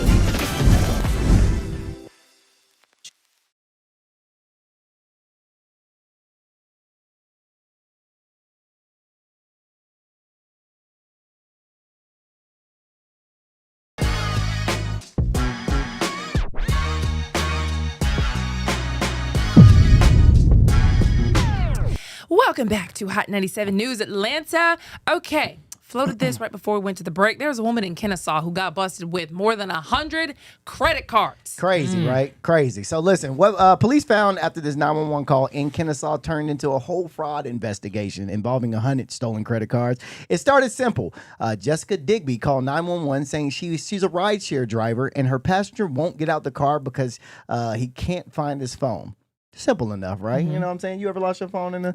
Yes. Exactly. You know what I'm saying? Yeah. But when officers show up, they realize real quick something's off. First off, she's not even a registered rideshare driver. One. According to Officer David Buckingham, she's just out here moving like one, picking up people from bars like it's legit. Except it's not. Police say Jessica Digby was allegedly targeting intoxicated people leaving bars, running what they believe was an illegal pickup operation. I ain't mad at you. Wow. I ain't mad at you. I'm not. You're not mad at am I following you correctly? I'm not. Listen, get it how you live. You gotta hustle. Okay, gotta hustle. An illegal pickup operation. I pick you up. I'm not Uber. I'm not Lyft. I'm not no ride share. Just hop in my whip. I'll take you where you need to go. Throw me a couple dollars. Follow me. Follow me. Oh, she was giving a real service. She really was giving a ride. But this wasn't she wasn't a ride share. She just holler for the hey, you need a ride. How many times? That's all. Okay. That's happened. Okay. That's happened. Okay. All right. So listen. So and then when they search the car, that's when everything changes. Officer find 110 stolen debit cards, credit cards. Not one, not a few. 110. On top of that, oxycodone pills, THC vape, which is a super big offense, edible cannabis products, and she's driving on a suspended license. Ma'am, you gotta pick one crime and stick to it. You can't do 5. You can't do more than one 5. crime. And actually, you can't do 115 because that's what you just did. So now what started as a simple complaint turned into a full investigation with detectives trying to track down dozens of potential victims connected to those cars. Probably were stolen from her driving them people drunk. Follow me. And police are saying that this isn't just some random situation. They've seen similar setups before around Atlanta, even stings at Hartsfield Jackson to catch fake drivers trying to lure people into wrong cars. So now the warning is simple. Before you get into any ride, check the plate, check the car, check the driver app. Because what looks like a quick ride home can turn into something completely different. All right. So Jessica is now facing charges for licensed drugs, and investigators are building what could be a much bigger fraud case. I don't know what thought made you say, you know what? I got all these credit cards and stolen stuff. I got this oxycodone, the THC. Sir, can you sit sir? Hello, 911. Girl, you called 911 on yourself. She called 911 on herself. You called 911 on yourself. Because of the passenger who wouldn't get out the car. Passenger wouldn't get unruly, not getting out the car. I can't find my phone. It's all that passenger's right. But she called 911, but got to be the dumbest person in America to call 911 on yourself and then get arrested yourself. Dang. I bet your old boy didn't even. I hope he found his phone. You know what I didn't know? I didn't know that you weren't allowed to pick people up and take them home. Nah, girl. You just offered to pick them up. Because I wouldn't do that like myself. Like I would never offer a rando to get in the car and take them somewhere. So I didn't know it was illegal to do that. You gotta have a license. You have to be interesting. certified. Like when them big the black limo trucks. Yeah. Those are all certified limo drivers, certified drivers. Everybody, when you sign up for Uber, you have to be they will certify you as a Uber driver. Right, I know, and but you'll be in the system. I know that like they do that, but I didn't know like if I don't want to work for Uber and I just want you to give me a couple of dollars, that's illegal. I'll take you wherever you want to go. I did not know that was illegal. I didn't need to know because you weren't getting my car anyways. But I didn't know that. There's people out there that do that. So I mean, there's a whole Facebook group that the guy has where he runs a service where he just picks people up and takes Uber's them. not that expensive. Why? Well, I just took one. I actually just took one not too long ago. It was like $30, and it was just like, well, it was a good amount of miles. It was like 10, 15 miles. I guess on the especially when they jack up the prices for the Yeah, little surge. the surge pricing. Oh yeah, I know they be tripping. Listen, I've man. actually sat at the airport for like 30 extra minutes waiting for it because I'm like, I'm not paying this. It does not cost this amount of money. For sure. No, yeah, no, okay, no. So that's why I'm not mad. That's why I'm not mad at old girl. It's a genius hustle. It's a hustle. And it's honestly like it's honest in a sense too. It's honest. It's not like she was stealing. Well, here's the thing. Stealing. Well, Allegedly. if she wasn't doing that, then it would be like. I think she was picking up these passengers, and this is all my interpretation of what's going on. She was picking up these passengers, probably selling these THC vapes to the passengers. Hey, I got this THC vape for the low, because of course I'm gonna give you a ride home, but I'm also gonna sell this vape. Also, I'm got some oxycodones. You want some of these? Dang. You know what I'm saying, bruh? Full service in the whip. Full service in the whip. You know what I'm saying? You get picked up and you get some drugs. Bro, and you get taken home. At the same time, 100+ credit cards, like you would have to be wasted to not remember you didn't get your credit card back. Because I'm assuming she had them pay and then just didn't give it back. Either that, or she had them do the little ding, or took it, or whatever. I mean, she was picking up drunk people. Right. They must have. Yeah, you know what I mean. It's a lot of things. But listen, Jessica, I'm not mad at you about doing the service, doing the hustle. I'm not mad about that hustle. You could. I'm really not either. I'm mad that you were that dumb to call the police on yourself when you were doing all this crime. Right. Like you got too much going on. You got too much going on. You should let that boy just find his phone and kept it moving. Or, you know what I'm saying, just take the L and whatever. But yeah, you dumb for doing that. But I respect the hustle though. At that point, I think if I were her, I would have driven to the police station just to threaten the guy. Oh yeah. Like we going to the police if you want to get out. Like at that point, then a person might be like, oh, I don't want for smoking. sure. Just get you can't if you're in the street life like that. You got to handle it yourself. You Yeah, can't yeah, go yeah. and ask the police when you breaking. You know what I mean? You in a different set of rules now, sis. That sucks. Yeah, for Jessica. you. And you was doing this in Kennesaw. Crazy. And in Kennesaw. Damn. Tripping. Yeah. White people ain't playing up there. They not playing up there. Wildin', girl. Okay. We got another question for you people. And it's really not even for you people, because most of us, we just live here, man. We just live here. It's really for these kids. When are you kids gonna learn? It's another teen takeover being planned this weekend, and I can already tell you right now how it's probably gonna go. You know what I mean? Atlanta teens, I really need you to just come here, hold my hand, and listen to me, please. The curfew in Atlanta on the weekends is from 12 a.m. to 6 a.m. Please don't be out there any longer than this, because APD, the sheriff's department, They are not playing. They have came out. They had a press conference. They just telling not just the kids but the parents, you need to keep your kids off the street at a certain time. Midnight is crazy. Midnight is wild. Midnight, and I feel like that's an even good grace period to even give the teams. Exactly. You know? You got from 11 to 11:59 to get from where you were to where you need to be. Right. So Atlanta police are warning that another teen takeover is brewing in online spaces. Apparently, they're supposed to be hitting the Beltline again. What is on the Beltline for them? Nothing. There's literally nothing. Atlantic Station kind of makes sense because there's a bowling alley, there's a movie theater. There's literally nothing for kids on the Beltline. There's a bar. All you doing is this. There might be a park. That's all you doing is going up and down, up and down. At least y'all getting some exercise, but y'all ain't doing nothing but causing havoc. Nah, come on. Be fair though. Like when you was a teenager, just getting out with your friends out in a different setting outside of the school was like a fun time. For sure. At the same time, I don't even remember teens like taking anything over this much. Like it might have been like, okay, everybody's popping up. Like maybe not even like once a month. It'd be like something special where it's like, all right, everybody's getting together. We're all gonna be over here. Outside of that, I'm like with my core friends. Like my group, we're gonna go somewhere. We're not teen taking over every weekend. Yeah, I'm gonna go infiltrate the teen takeover wherever it's at. Yep, I'm gonna go infiltrate it just to see what really goes on. They have a word for people like you. That's and they're in the files. That's not what I meant. Infiltrated, sure. That's where the kids are going. Not what I meant. I'm gonna go where the kids going this weekend. You guys, okay. You guys want to use that on me? My bad. No worries. No worries. I don't mind. Hey, I was going to do some due diligence, do some real journalism. No, I actually am curious because what do y'all even talk about? That's what I want to see what's going on. They just stand around. I mean, but they're not really just standing around either, because the last time they planned this, apparently the police they had 13 arrests overall, and they found 11 guns. One of the guns That's right. had a Glock switch on him. A Glock switch. So it's like, kids, y'all going out here having a good time, I understand, but you're going out with YNs too. Yeah. It would be a good time if y'all just came out there at the time you were supposed to and y'all just talked to your friends, I understand. But them YNs ruin it for everybody, bro. Yeah.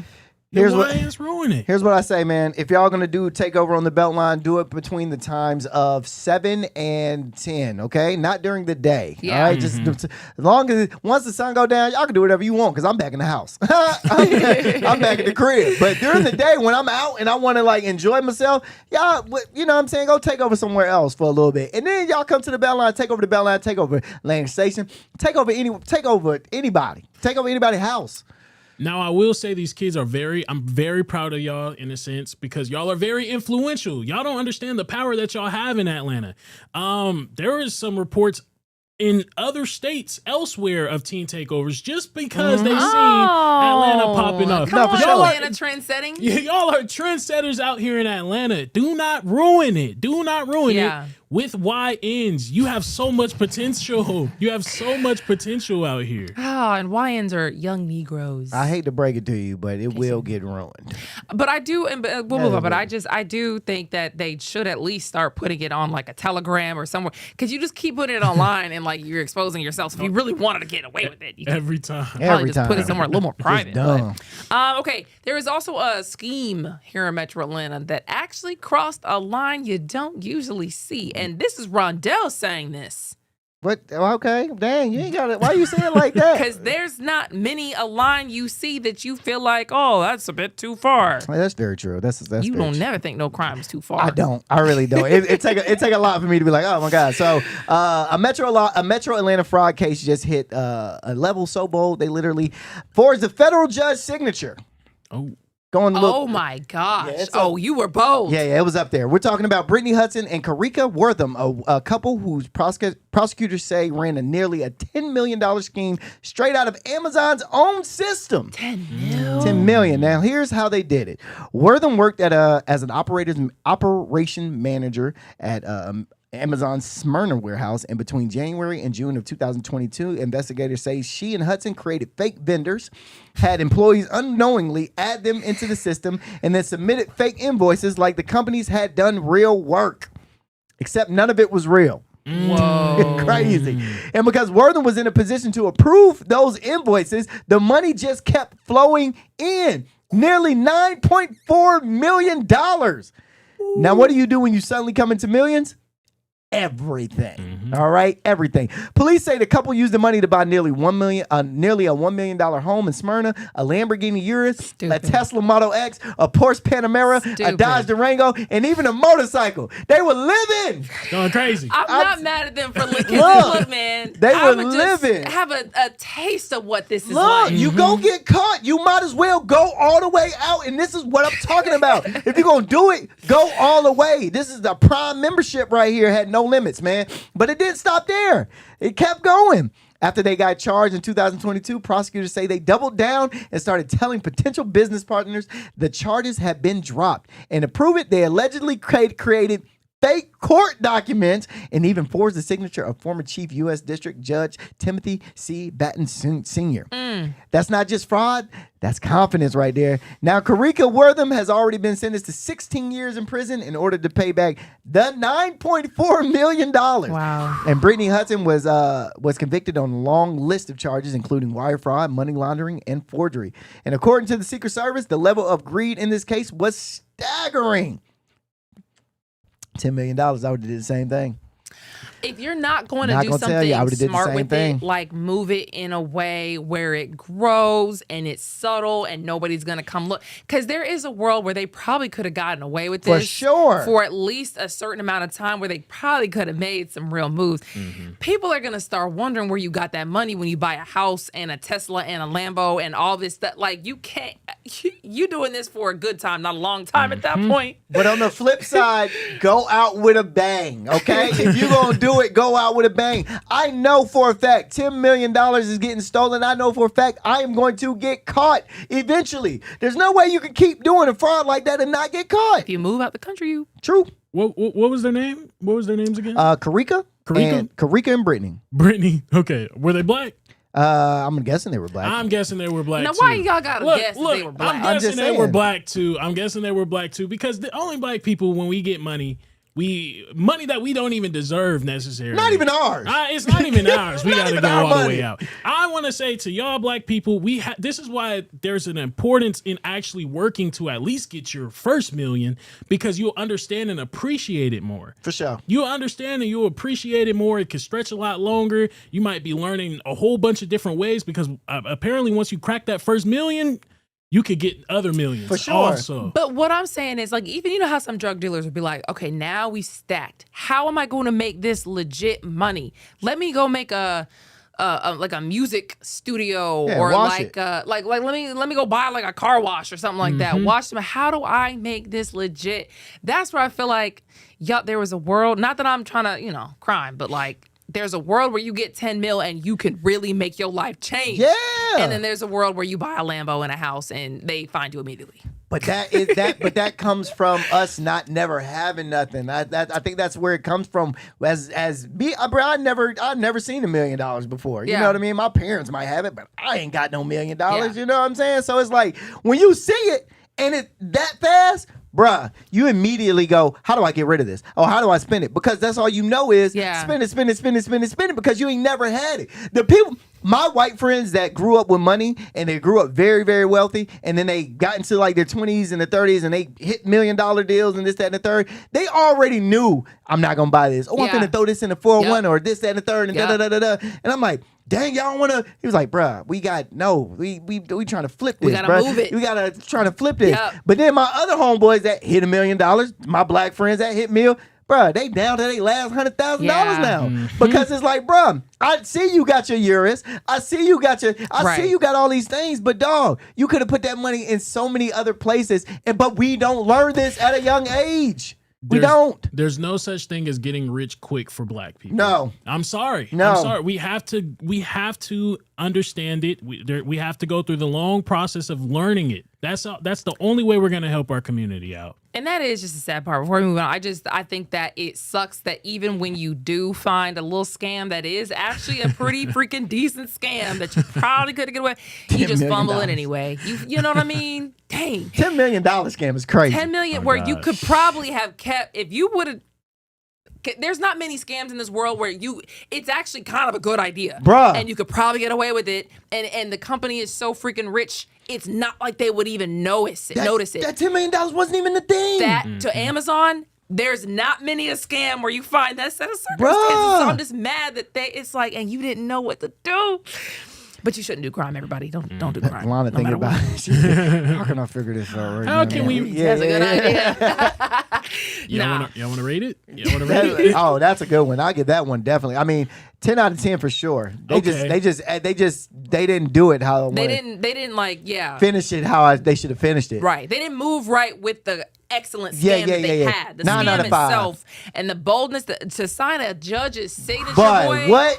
Like y'all really just went for it. And I respect it. And it worked. That's crazy. That's how you know society is broken. When you start rooting for the criminals and you're like, man, these people scamming on all. The people are legally scamming us. Yeah. So when one of us legally scams them, I'm it's like, you know what? Come on Society now. is broken, man. That's crazy. Okay, something new is happening at intersections here in Atlanta, and apparently it is costing drivers a lot of money. Yeah, no more water boys, okay? There's new water boys in the world, okay? Something new is happening. You've seen the water boys before, weaving through traffic, selling bottles at red lights. It's been a whole thing in Atlanta for years. Oh, yeah? Yes, but now police say that whole situation is evolving into something way more aggressive. According to Sergeant Ellis Blum with the Atlanta Police Department, some of these individuals aren't even selling water anymore. They're now asking for what? Donations. Claiming it's for a team or programs, but there are no uniforms, no equipment, no proof of anything, and they all got beards. All right? And now here's where it gets wild. Police say in some cases people are actually grabbing drivers' phones and entering payment amounts themselves. Not asking, entering. There's already been at least one case where someone lost $2,700. $2,700 at a red light is crazy. Investigators say the shift started after police cracked down on unpermitted water sales and began confiscating the bottles. Now, instead of the water boys, you got what some of the officers are calling donation boys. Welcome to the chat. Donation boys, welcome to the chat. And many of them are minors. Now, to be clear, not everybody out there is on that type of timing. There are organizers like helping empower youth that are stepping in, pulling kids off the corner, mentoring them, and actually getting results. They say 90 to 95% of the young men they work with are staying out of jail and graduating. Police say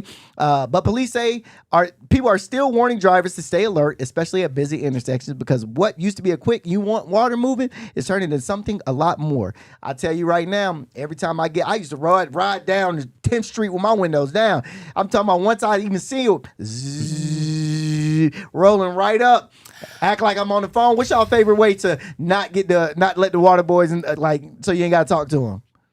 I do. I get on the phone. Get on the phone? I get on the phone, yeah. Like physically. Even don't even be on the phone with nobody. Yeah. Or like just shouting at like the speaker on the because it's over your car speaker. Yeah, I'm kind of a sucker because like when I see black men, trying, young black men trying to make a way for themselves, I at least want to give them the dignity of saying, nah, I ain't got it on me. Or I might spare them $1 or $2. That's just me. Some of them cuss you out when they don't leave. I just don't like that they dip and dodge in traffic because I don't want to hit you. Oh, I will. I don't want to hit you. No. You hit a little boy and they just dip and dodge. Oh, we can't even stay here. We don't got that much time. But. Oh, we don't. But no, we can stay here just a second. Okay, please. I do have something to say. Because the water boys because I actually had a conversation and got to sit down with the actual water boys, the water boys that started the whole movement. Yeah. So I sat down with them and they said this movement is, it was never supposed to be what it is now. Once the water boys from the hood actually became from the hood, that's when it became the whole thing of now they killing, now they shooting, they robbing, they were broke. Yes. You know what I'm saying? So it's like, bruh, y'all didn't do it the correct way. You don't want to know how to really make some bread, bruh. Y'all if you came up to Alpharetta and sold like some coffee, you know what I'm saying? The coffee boys, you know what I mean? Or the Gatorade boys. I'm trying to tell you, bruh. But y'all don't know how to run the business correctly. Yeah. Now the water boys in the hood, they actually did. Now you donation boys, y'all could call it a rap. Because I ain't giving y'all I know for a fact y'all ain't playing. Half y'all look so unathletic. So I know for a fact y'all ain't playing on no team. You know what I'm saying? And y'all look about 21 years old. Talking about I need this for my football team. We just need to get new helmets right now. What? Come on, bro. Yeah. Okay. Well, good for the donation boys. We'll see what happens with that. Real quick, let's talk first about some things to do. For sure. Is that what you want to do? Because Yeah, then we we'll can just do- do no, a no, little we can- story. Okay, yeah. So it's Friday. Obviously, we're gonna help you out with some things to do this weekend. And who's got that? Yeah, man. So we got the Harlem Globetrotters are in town.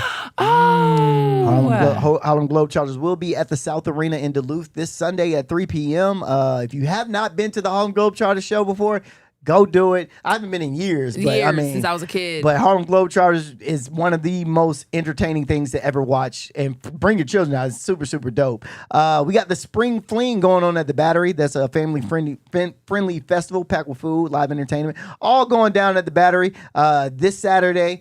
From 1 p.m. to 4 p.m. So that should be extremely fun.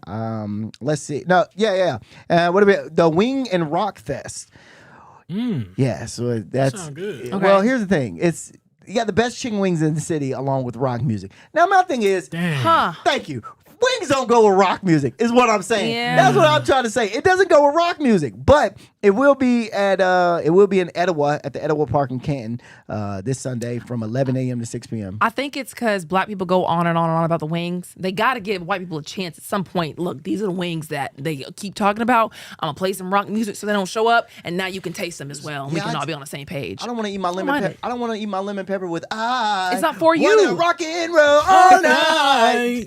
It's not for you. Yeah. Just don't. Lemon pepper doesn't sound right It's with not that. for you. You're right. It's not for White you. people wings do be tasting like extra spicy though. It's like they chemically make their spice or something like that. It's like extremely I spicy. do love a good spice, though. They use Nah, it's like abnormal spicy. They be using that atomic have you ever had the atomic hot I know what you're sauce? talking about. They They don't even things, taste good. It but don't even have spices. It just hurts. Like just hurts. you just cry. Your lips hurt. Yes, You cry. yes. Your face hurt. You sweat.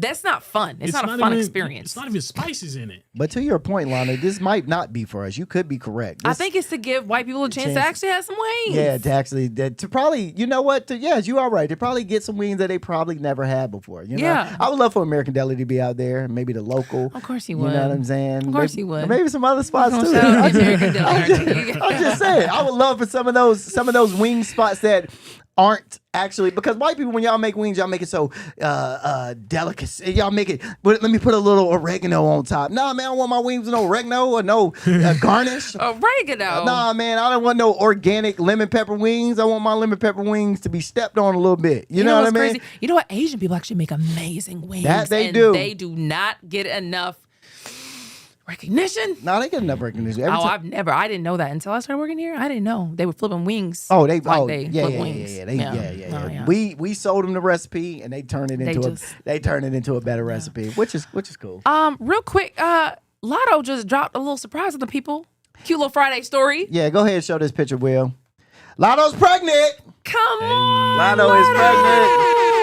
And we all know who the baby daddy is. 21 Savage. Man. It's 21. She gave it a rest. In the video, she got it. The 21, you could clearly see 21's tattoo on her hand. It's 21 Savage. Lotto, the jig is up. I just think she's better than being a baby mama. That's all I'm saying. I think she should have been wifed up or something like that. I don't know their arrangement. That's none of my business. But come on now. We can't keep pushing the baby mama stuff and the baby daddy stuff in our community. But that is such a cute little. It is, man. Shout out Is to that Lotto. a cheetah? Is that a leopard? It's a leopard. A leopard? Yeah, she did this for her new album, Big Mama. So shout out to Lotto. Can't wait for the album to drop. It's gonna be fire. And that is gonna do it for us, people. Thank you so much for hanging out. We will see you next week. Peace.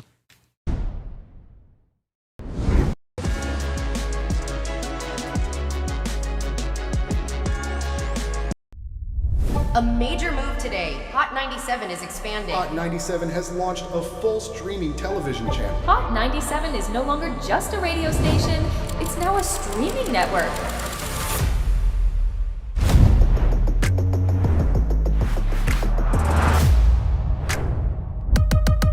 Welcome to Hot 97 News. Let's dive into the news because the news has been newsing.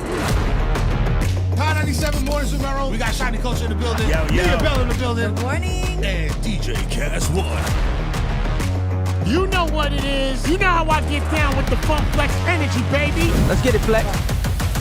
Nobody don't want no smoke. Wow, it got spicy real fast. Here for it all. We're here for it all. That's Let's it. go. Mariah Carey takeover. The people made it happen. Yeah. I'm coming around to all the classrooms and we turning up. Good morning, students. My name is Wale. Aren't you supposed to be in class? Wale, where are you supposed to be? Oh, man, you supposed to be in class, man.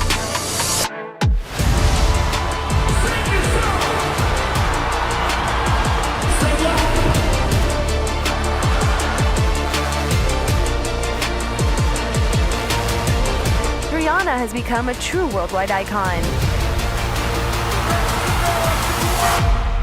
Congratulations on the job. We listen to Hot 97 every day. We can't wait to hear you guys even more. Hey, let's go!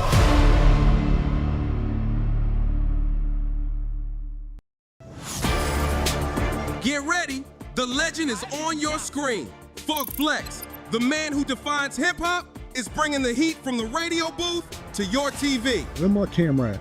That's my camera? All right. The biggest beats, the hottest freestyles, and that classic Flex energy. Bars are back. Now in your living room. Don't just hear it, watch the movement. Funk Flex, now on Hot 97 TV, Mondays and Fridays at 7:30 p.m. The voice and attitude you love, now on your screen. I love this. Nessa brings her unfiltered energy, real talk, and celebrity interviews from the radio to your TV. It's the same Nessa you know. Bold, funny, and always keeping it real.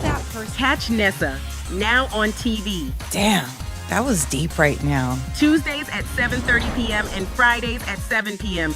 Only on Hot 97 TV.